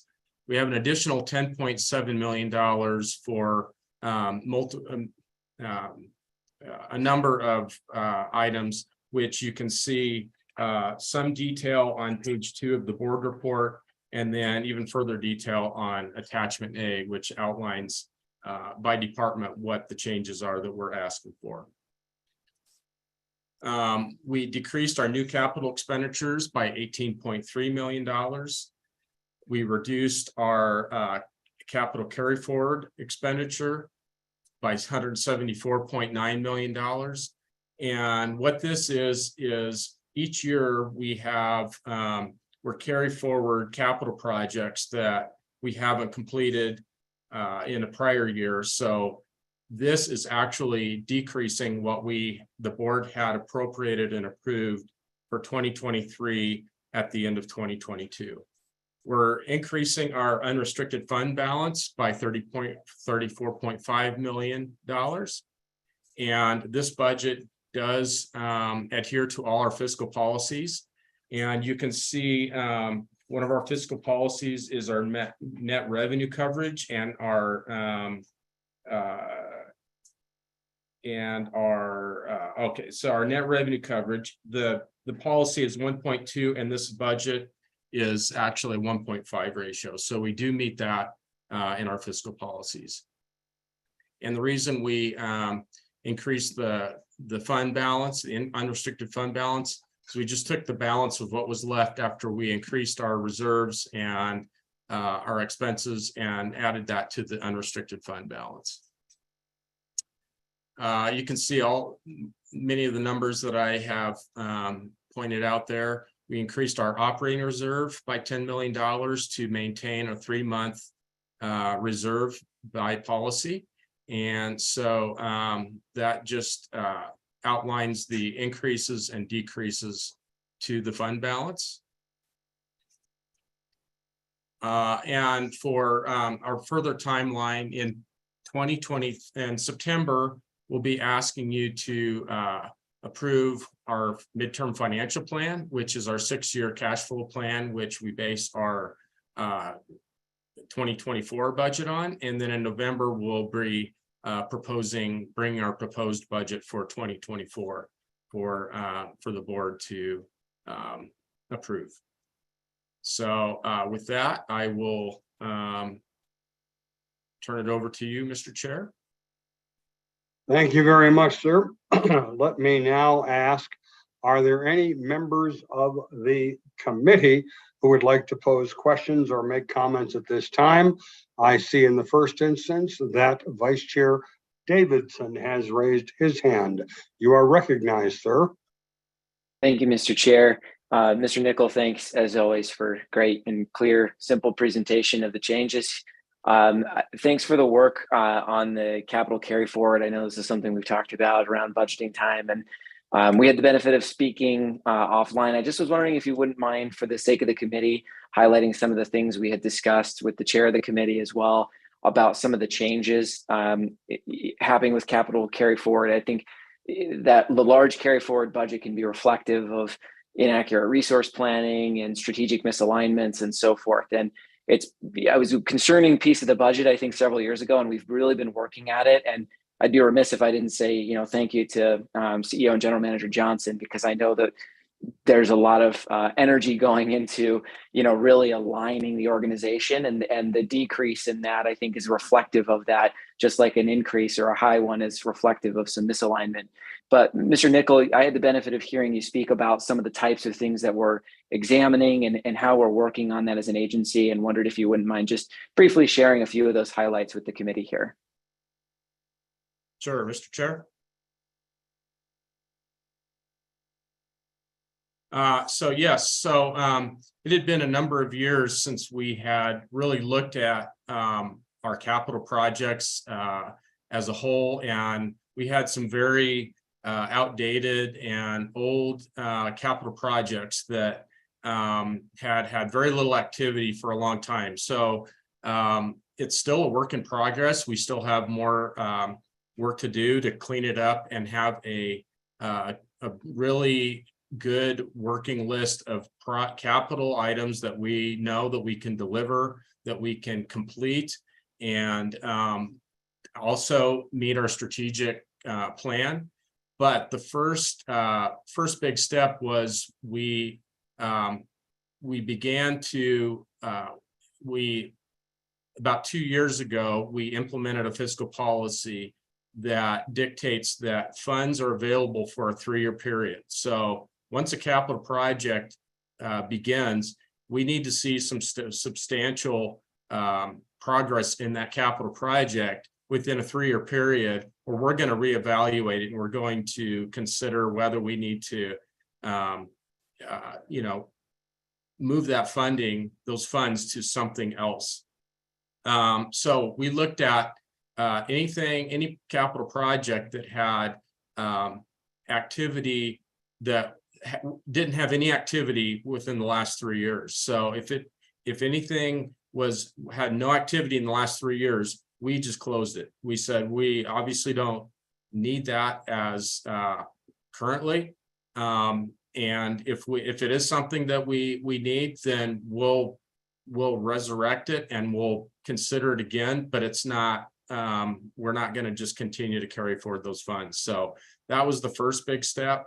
And like I said, we're continuing to work through it and reevaluate and look at all of our capital projects real closely, and just make sure that what we fund, we're actually going to get done, and is something that the district needs to do. So it's been it's a long process, and this was the easy part. Now was just wiping out a whole bunch of capital projects that have been sitting there a while, and now is the hard part about making difficult decisions, but we're continuing to work through that. Thank you very much, Thank you. Mr. Nickel. Yeah, does that answer your question then, Vice Chair? It does, yes. Thank you for expanding on that for the committee, Mr. Nickel. It's great work, and once again, thank you to you and our CFO, Doug McLeod, and General Manager for working on this. Great place to find budget for strategic initiatives we do intend and want to get done. So yeah, thank you very much. That's right. I appreciate that discussion, which we did have in our planning meeting for this meeting, because generally speaking, what we're trying to do is to adhere to generally accepted accounting principles applicable to public entities consistently applied.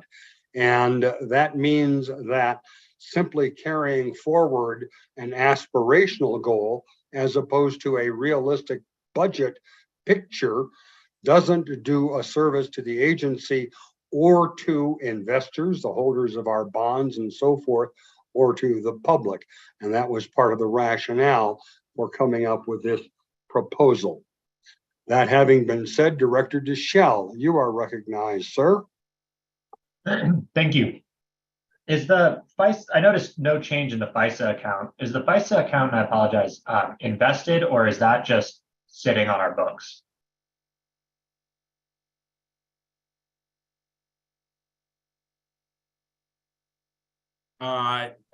Mr. Nickel, yes. Okay, I'm sorry. All of our cash is invested. So yes, that would be part of our investment and be generating some investment income at this point in time. Okay, thanks. I see a line item like that, which is about the same size as our reserve, and if it pleases the chair, I think we undertook a serious strategic planning initiative, and 168-ish million dollars as we look to the fall and we look to the 2024 budget. It really calls into question whether the current use of this board-created fund furthers our strategic priorities. It is more than double our annual debt service, which raises the question of, could we refinance to free up more capital to better deliver service?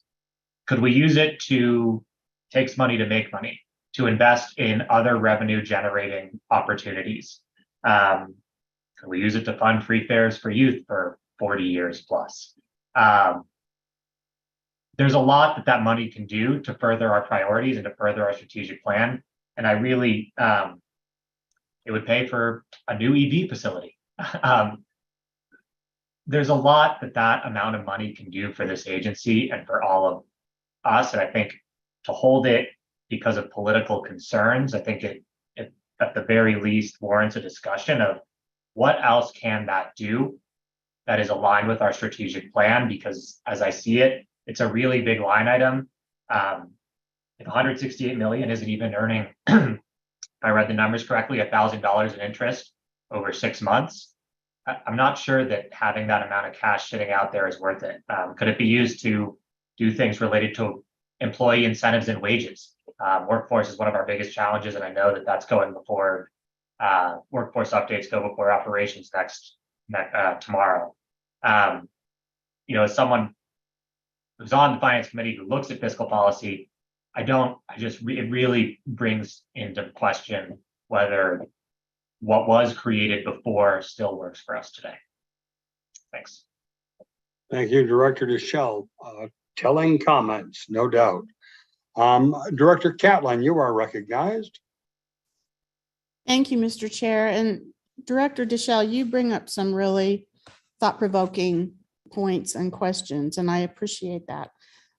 There are some sacred cows in this agency, and I think that the taking a look at the capital programs and whittling down that budget is a first step toward addressing it, because we all know that engineers like to hold on to their pet project, but if nothing is getting done in 3 years or more, then it is really important to pull that back. And if they want to make a business case for it later on, so be it. But I really applaud you for really tightening this up and cleaning this up at this point. So just kudos to you all and to the agency and to some of those people that were holding on tight to some of those capital projects for moving forward with a tighter, cleaner budget. Thank you. Thank you, Director Catlin. Vice Chair Davidson, you are recognized. Yeah, thank you, Mr. Chair. Director Deschel, I think great points. I wanted to address those directly. I think when we're talking about the FISA, it's no secret while there's, other projects that are undone, largely the large one where the elephant in the room that we're addressing kind of around is the Northwest Rail line. And so I did just want to, and again, I recognize that there are other unfinished Fast Tracks projects, including the enhanced bus service, which I think is important to keep in mind as well. And so there's just two things I want to encourage. One, because Northwest Rail does represent a large unfunded obligation, I think we can all agree that this board, with the benefit of hindsight, and also I do think given some of the folks that we do have here, would take great issue with the initial planning of the Fast Tracks initiative and how that financial model came together. But given that it is there, I do think it's important to be mindful of the fact that we have several initiatives underway on the partnership front as well as on the peak service front to look at what our options might be, given that this agency has this obligation and given that obligation represents a fair amount of risk to the agency in various forms. I think it behooves of us to make sure we're being thoughtful about that funding as a source of something we might be looking to as we're faced with options in the year or two ahead. But additionally, I did just want to note, I know I've brought this up before, we also have to be very mindful of something that I think we also would, in the benefit of hindsight, see some significant challenges and limitations to, which is the fact that we cannot move Fast Track's money into the base system, whereas the opposite is true. And this has created this huge challenge as we face those operational expenses increasing in Fast Tracks. And we could look at saying, using FISA to fund some of those operational deficits that we faced. But then the challenge is we've had one-time savings that we're trying to spend on ongoing expenses, which really those ongoing operational and maintenance expenses represent the largest problem about even completing Fast Tracks. So, we're really between this rock and a hard place. And I just, I don't take issue with anything that you said, other than I think we need to be very mindful about how we look at that money. And how we, evaluate that. And it's possible that as we look at some of our long-term revenue strategies, and as we start to put together some teams within the agency to look at that, we may want to take another legal look and, understanding of the balance. But I really just wanted to be mindful of, we have some ongoing projects, and we have a risk to the agency that money may be useful for. And additionally, we need to be thoughtful about that base to the Fast Tracks account transaction, as arbitrary as that feels in the world today in our current budget. Thank you. Thank you, Mr. Vice Chair. And I think it's worthy of note that the FISA is a creature that was created by this board and can be amended or changed by this board should it so desire upon a proper motion being presented. And as we look at the FISA, we did some examination a couple of years ago when we said, okay, the Peak Rail Service Plan feasibility can be funded through FISA dollars. By the same token, speaking of another unfinished project, the SWARE, the Southwest Rail Extension into Highlands Ranch. And the idea that we had explored previously and is not off the table is increasing FlexRide service in Highlands Ranch so as to create at least a stopgap measure or a step toward implementing what was also promised for the Southwest region. Other comments from directors who are either committee members or non-committee members relative to the amended budget. Director Guzman, you are recognized. So we just went through our onboarding. I apologize if I sound a little bit behind everybody else on this one, but with everything that was just said, it was my understanding that the FISA account, although created by the board, to Director Davidson's point, has some strings attached to it because of what was approved by the voters, which was specific to the Fast Tracks Rail and specific BRT that the voters approved that money to be used for. So is it my understanding then that's incorrect? Because I'm looking at my notes from the other day and I'm just trying to understand the context of this conversation, that even though we created that account was created with monies that were given by taxpayers, the 0.4% for Fast Tracks, which was specifically dedicated money for the Fast Tracks program, which included both a rail and a bus element to it, but it was bus rapid transit, our Flatirons flyer up to Boulder. What you're discussing about the Southwest lines, I would assume would fall under that as well, but it was really limited in scope. It wasn't a free-for-all. So I just want to make sure that if we're talking about using taxpayer dollars that were appropriated for us, that we're using them for the right purpose and we're not getting over our skis on what we could potentially be using that money for. And forgive my ignorance, I'm new here. I just want to make sure I understand what's being said and I'm not being ignorant to other issues. Thank you. An excellent observation, Director Guzman. And I'll let others weigh in on this, but just very briefly, the FISA account does consist of dollars that came from the Fast Tracks. But that said, anything that has to do with fast tracks. And that's why, for example, the peak rail service plan was funded through dollars taken from FISA. But I will let either General Manager, CEO, should she choose to, or General Counsel Snyder weigh in on that before I go to Director Broom. Mr. Chair, if I may, I believe in reference to what you have encapsulated relative to the fast track investment savings account that was created for the board. I think there's conflating of two issues relative to the monies that are being utilized, with the point, in fact, that the board created this savings account. That's just what it is, to discern what might happen going forward. And so just wanted to qualify that holistically. I wasn't a part of the onboarding, so I don't know exactly what was said relative to the briefing that I received from our CFO. But for all intents and purposes, it's up to this board to decide what happens with that investment account, because that is separate from the discussion relative to what's being paid into like the base system versus fast tracks.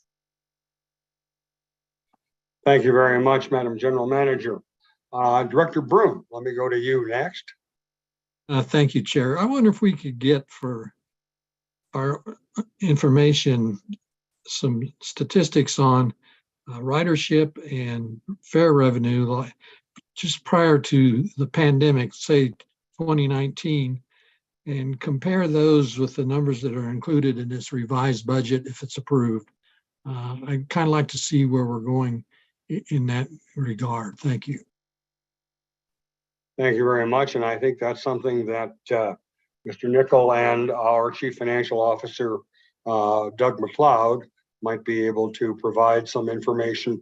You're suggesting, in effect, to have that available either before the board meeting or at the board meeting, I take it. Is that correct, Director Broom? Yes, that'd be helpful. All right, thank you very much. I appreciate that. Let me turn to Director Deschel. Mr. Chair, if I may, just for a quick moment. I'm sorry, I didn't see your hand, please. No problem. So I was just going to say, relative to the information Director Broom is asking, in our AFR, and that's contained in our they changed the acronym, our annual certified financial reports relative to what it was prior to. So that information is in the AFR as we go forward. And also we contain the year-over-year comparison in the board briefing documents relative to ridership and boardings and those elements. So what we can do is provide, a memo that encapsulates that, because that is contained already. But if it would be of ease to other individuals on this board, we can qualify that. But I just wanted to state for the record that that information is provided to you all on an ongoing basis as we look at our audited financial reports, because we use those as the basis relative to our expenditures and things of the like. Thank you. And I think we understood that. I think what Director Broom is asking for, can there be more of a targeted presentation? So rather than the entirety of those data, could we have just this particular element broken out? I think that's the request. Thank you for the clarification, and we can also send a FISA memorandum as well with that information contained. All right, thank you. Excellent, thank you very much. Director Deschel, you are up, sir. Thank you. Yeah, I just wanted to, I don't know, take the beehive or whatever the phrase is, just address some of the comments. I think one is the base system subsidizes fast tracks to an incredible extent. I don't have the exact numbers off the top of my head, right? So in many ways, it's a money swap, right? It would be you could use those monies to have the base system not subsidize fast tracks in such a large extent. I think the other thing that I keep in mind is the data we continue to receive, which is the number one thing people are looking for is service reliability, not new things. That is the number one thing that drives ridership, that helps us deliver transit, is service reliability. It has been communicated to us the number one thing preventing us from doing that is a people power challenge. And so I just want, as we keep in mind, yes, there's political aspects. Yes, there's, partnerships and things on the horizon. Absolutely. I think my challenge is right now we have a big pot of money that we just sort of carry forward year over year. But in many ways, we're really in a turnaround situation. And we need to take care of our agency. And we know what some of the capital costs of these things are. In no world, the amount of money we'd have to save in the FISA account year over year, I haven't done the math, but to get anywhere close to building out any of these fast tracks capital projects, I think, the world might, I don't think any of us will be alive to get the fast tracks budget up to $1 billion to cover even a portion of the capital projects that need to be covered. And so that's sort of where the comments come from, right? It's not to say, no, we shouldn't do these partnerships. It's not, but it's to say, let's take a real look in the mirror. Let's look at the data we have. Let's look at what's important to people today, what's important to our riders today, what's important to our community today. And we know it's service reliability. We know it's safety. We know we need to diversify our revenue with the Tabor ratchet down coming. And so it's not to say that those other items aren't important, but it is to say we should probably have a plan for that money more than let's carry it forward for the hope that one day we might be able to kick in some money and piece things together to maybe deliver a project sometime, which a very small portion of the population is asking for relative to the other needs we have today. I think that's really sort of where I'm coming from when I'm looking at fiscal policy. Thanks. Thank you, Director Deschel. And I don't know whether Governor Polis monitors these meetings, but I'm sure he'd be interested in that discussion too. Before I go to Director Risha, let me go to Vice Chair Davidson. Yeah, thank you, Chair. I'll be brief because I have a question. I did just want to address Director Deschel. Your comments, completely understand exactly what you're aiming at. I do take some issue with political. I think this is a community issue, and I'm not, concerned about politics here. I'm concerned about the fact that actually a quite large number, when we look at community value of constituents that invest in the system, have very limited trust in this agency, which is something that is very important for us to be mindful of. Again, I completely agree with all of your sentiments. I think the reason we were exploring partnerships at the same time we were exploring the peak service plan is to look at whether there's a way out or a way forward from this situation. And so certainly my preference is to see that through. But I do have a specific question. And Ms. Johnson, you alluded to potentially a board memo, and I always hesitate to, apologies to the rabbit trail here. And also, Mr. Nickel, apologies, this was your presentation, we're off track here, but I appreciate Director Deschel, you raising the issue. I do have a question with respect to the FISA, because my understanding, and perhaps I'm mistaken, is that the money that is moving into that internal savings account, although it is an internal savings account created by this board, is being collected. And again, fully appreciate Director Deschel, your comments about money swap here, but just an understanding the FISA. We don't need to answer it here today, but it would help me to really understand how that is accounted for in terms of where the monies come from and how that's accounted for with respect to this odd situation we have with fast tracks versus base, because I'm sensing that and I don't want to speak for other committee members, may not have a complete understanding for how we're accounting for that. And I suspect that there could be some legal as well as some accounting considerations to take into consideration as we have a FISA discussion. So hopefully, I don't know if General Manager and CEO, if you want to make any comments on that, please don't feel the need to. But if we are going to have any type of internal memo, I would certainly appreciate understanding of whether there's any legal implications with respect to that base versus fast track, and whether there's any accounting considerations with respect to how that money is accounted for. Thank you. Thank you, Vice Chair. And the chair is actually going to call for the orders of the day at this point. We allowed a discussion to expand a little bit because it was of interest and it could have related to the amended budget. But the question before this committee at this time is the amended budget. And FISA is not impacted by that. So I'm going to respectfully suggest in calling for the orders of the day that we proceed back to the discussion on the amended budget. So my question is, are there any directors, committee members, or otherwise who have questions or comments regarding the motion on the recommended action to amend the budget in the specifics as provided. I'll pause. Seeing no hands and hearing no outbursts, we can proceed to a vote on the motion for recommended action item number 5.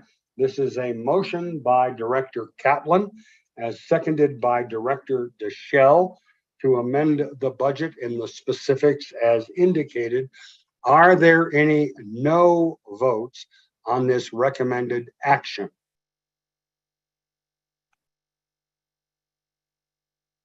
Having paused and waited for any expression of a no vote, the chair notes that we have 7 votes in favor of the recommended action to adopt the amended budget and send it forward to the board for approval. No votes against and no abstentions. Therefore, it will proceed to the unanimous consent agenda. Thank you. Then we turn lastly to our one discussion item that we have on the agenda this evening. Excuse me, that is for a presentation on the 2024-2029 midterm financial plan, sometimes referred to as the MTFP. And I would once again recognize Mr. Nickel, our Senior Manager of Budget, to present on this item.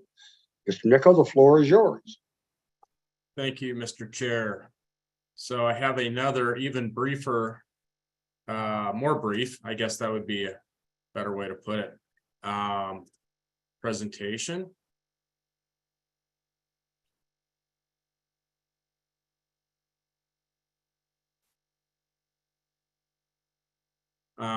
And I'm assuming everybody can see that fine.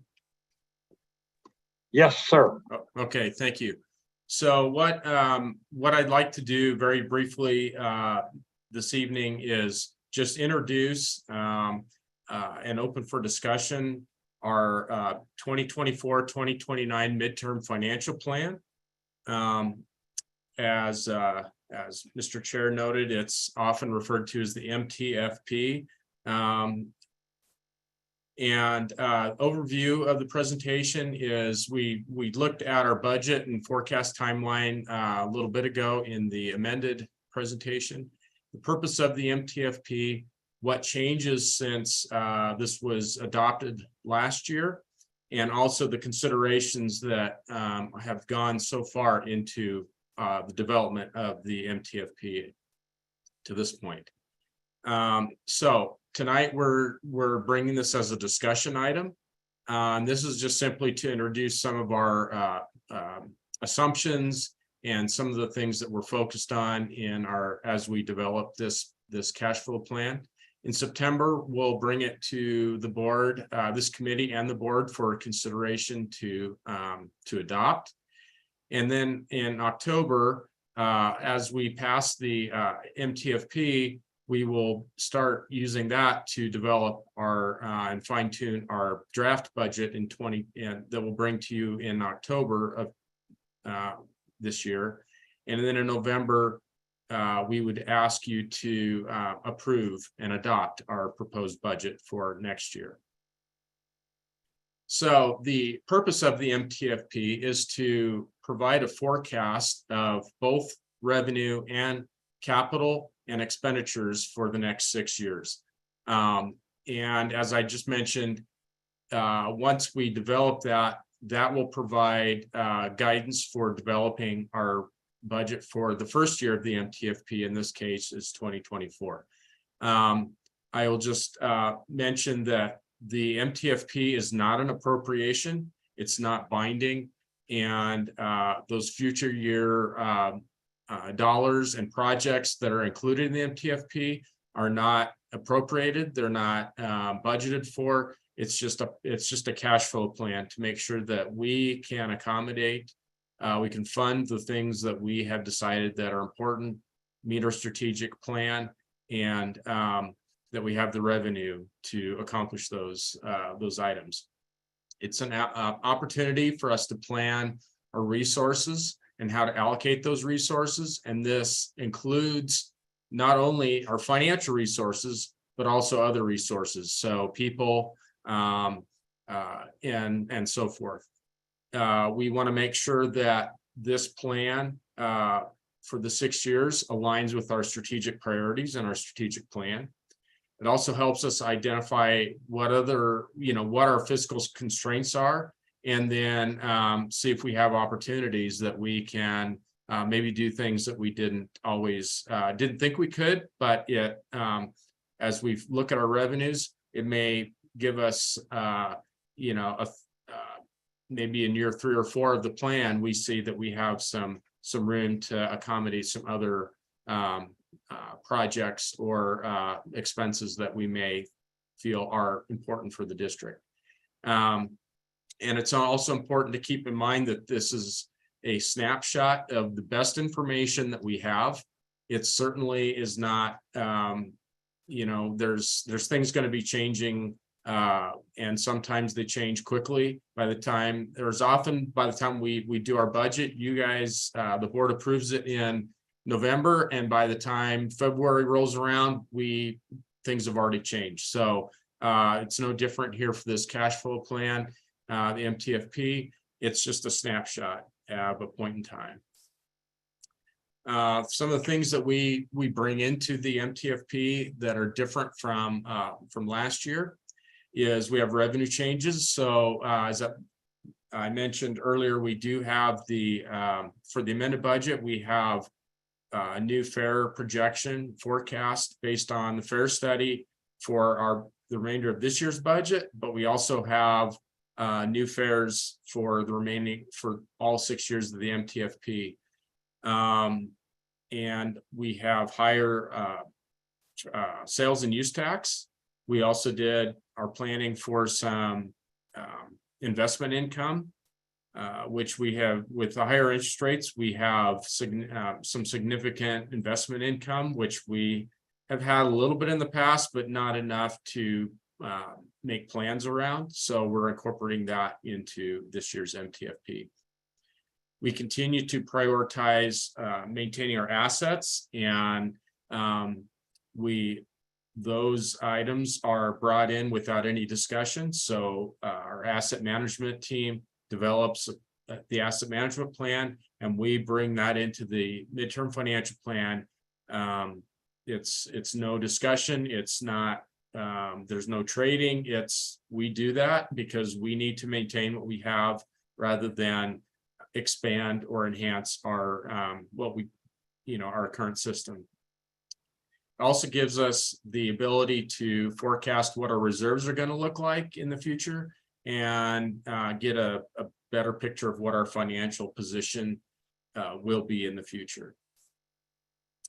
Some of the considerations are funding normalization. So we try to maintain our operating expenses relatively within reason. We need to allow for some growth, but we do want to normalize those expenses and the revenue associated with how we're going to pay for those expenses. We also make sure that each year in the 6 years that we manage to our fiscal policies and allow for possibilities to actually enhance our fiscal policies that we currently have.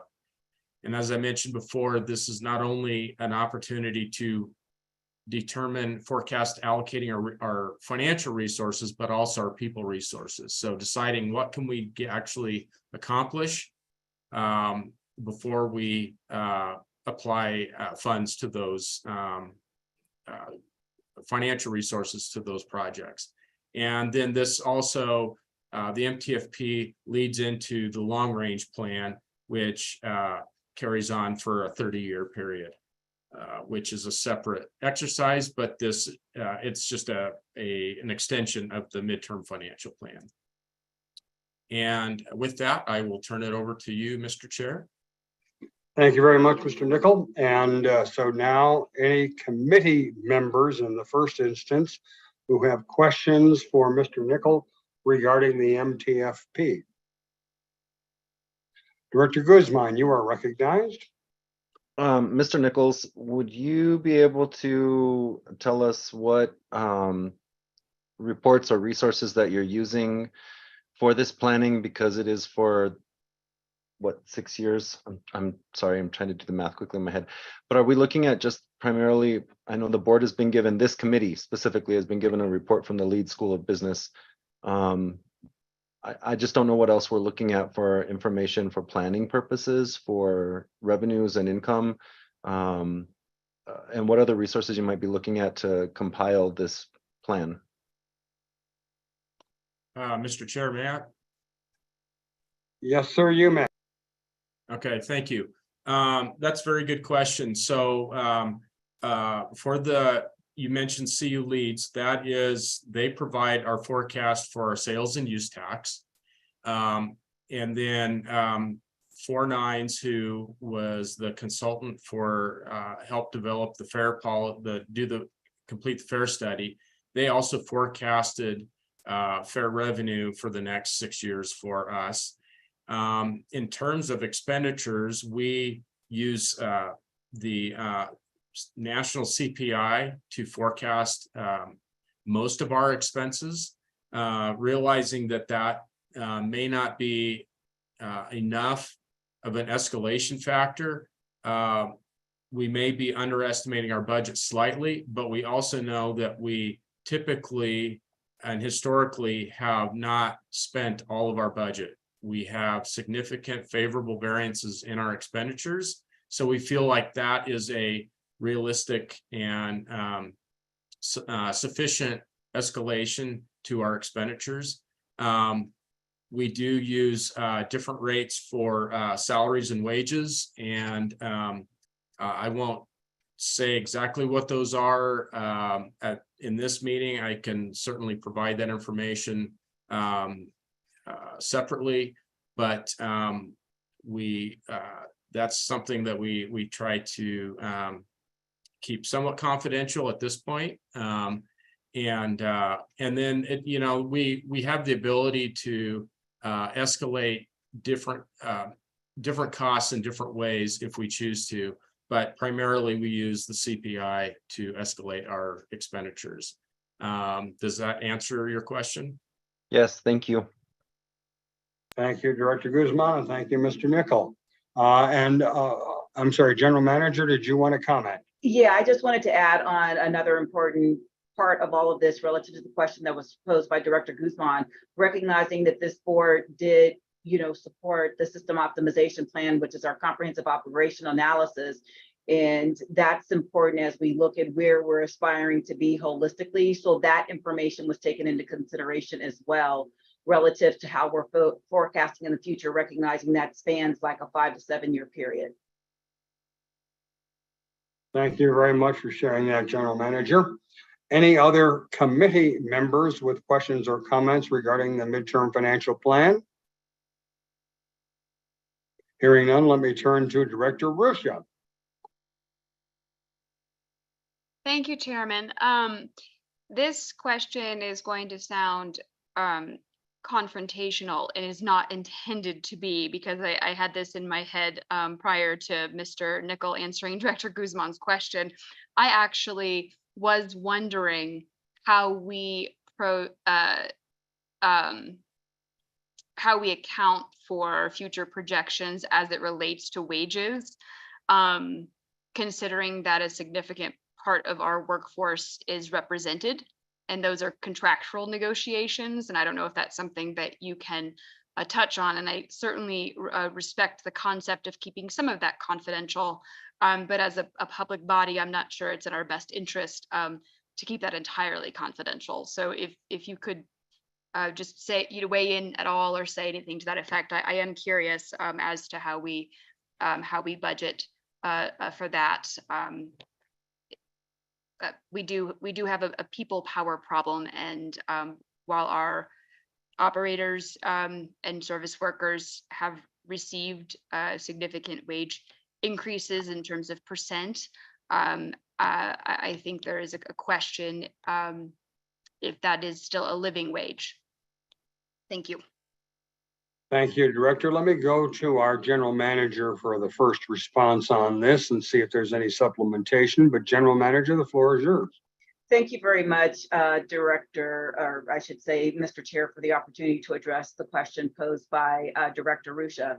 Keeping in mind, yes, that we do have a workforce that's 2/3 represented, but when you look overarchingly at a transit agency, it is labor intensive.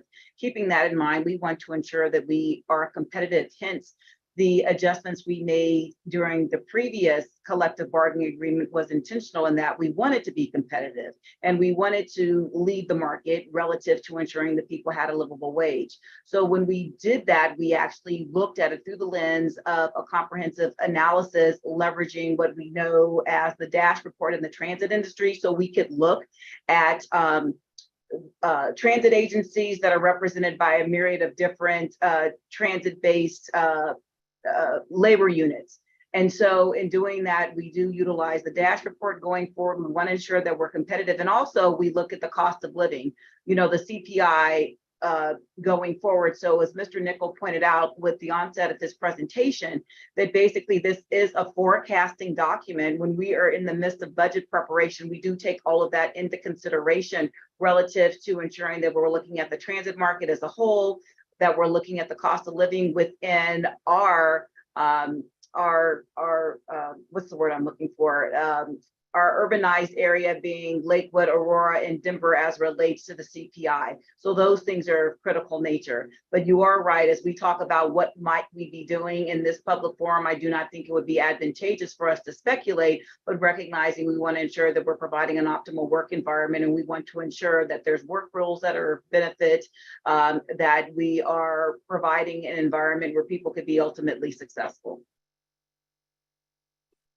Thank you very much, General Manager. I think that's a nice supplement to what you have already said previously. Are there any other comments or questions from any director relative to the midterm financial plan discussion item? Hearing none, we'll close that discussion and then turn to other matters. And I will ask from the committee members, are there any other matters to discuss at this time? Director Guzman, you are recognized. I'll keep it brief. I just want to say thank you to all of the directors who have participated in conversation, to all the staff members who provided answers. I know these questions can sometimes seem like they're a little off the wall and zany, and our conversations are supposed to be that. We need to have information, and our training and onboarding as new directors was that this is the appropriate place to ask those questions and get that information. And so I hope that for the public, for my fellow board directors, you hear me when I say thank you for asking thoughtful, thought-provoking, and discerning questions, because we have done our homework and come here prepared to do that work. I appreciate it deeply because I am still learning, and the information provided to us by our wonderful staff who have gone above and beyond, and all of these things that they presented to us tonight, every single time you hit it out of the park. I just really appreciate it, because when I go into the boardroom meeting, I'm actually prepared. I have had time to consider, and I have had time to debate both with myself and my community and bring back comments or questions that have been answered. And so I just thank you for that, because this is a really beneficial use of my time as a director to get through some of these meaty subjects. And I just want you all to know that I'm grateful to you for it. Thank you. Thank you, Director Guzman. And that also is why your chair sometimes lets the discussion go a little afield from the specific agenda item, so that we do have that opportunity to respond to questions and provide information. Director Catlin, you are recognized. I just wanted to give Director Guzman a little bit of grace, and other new directors. Some of us who have been around a little while, we tend to talk in jargon that's kind of inside baseball. And when you ask those questions, I can guarantee you some of the general public who are listening, or the constituents who are listening, have those same questions. So I think that it's entirely appropriate. And Director or Chair Tisdale, thank you for keeping the meeting on track. I appreciate that as well. Thank you very much, Director. Are there any other matters that any member of the committee would like to bring forward at this time? Hearing none, I thank you all very much for your gracious and kind attention and patience with this meeting. As I indicated earlier, it is an historic meeting, so don't let that fact escape you. Our next meeting date will be Tuesday, September 12, 2023. To remind you all, there are no meetings scheduled for the month of August.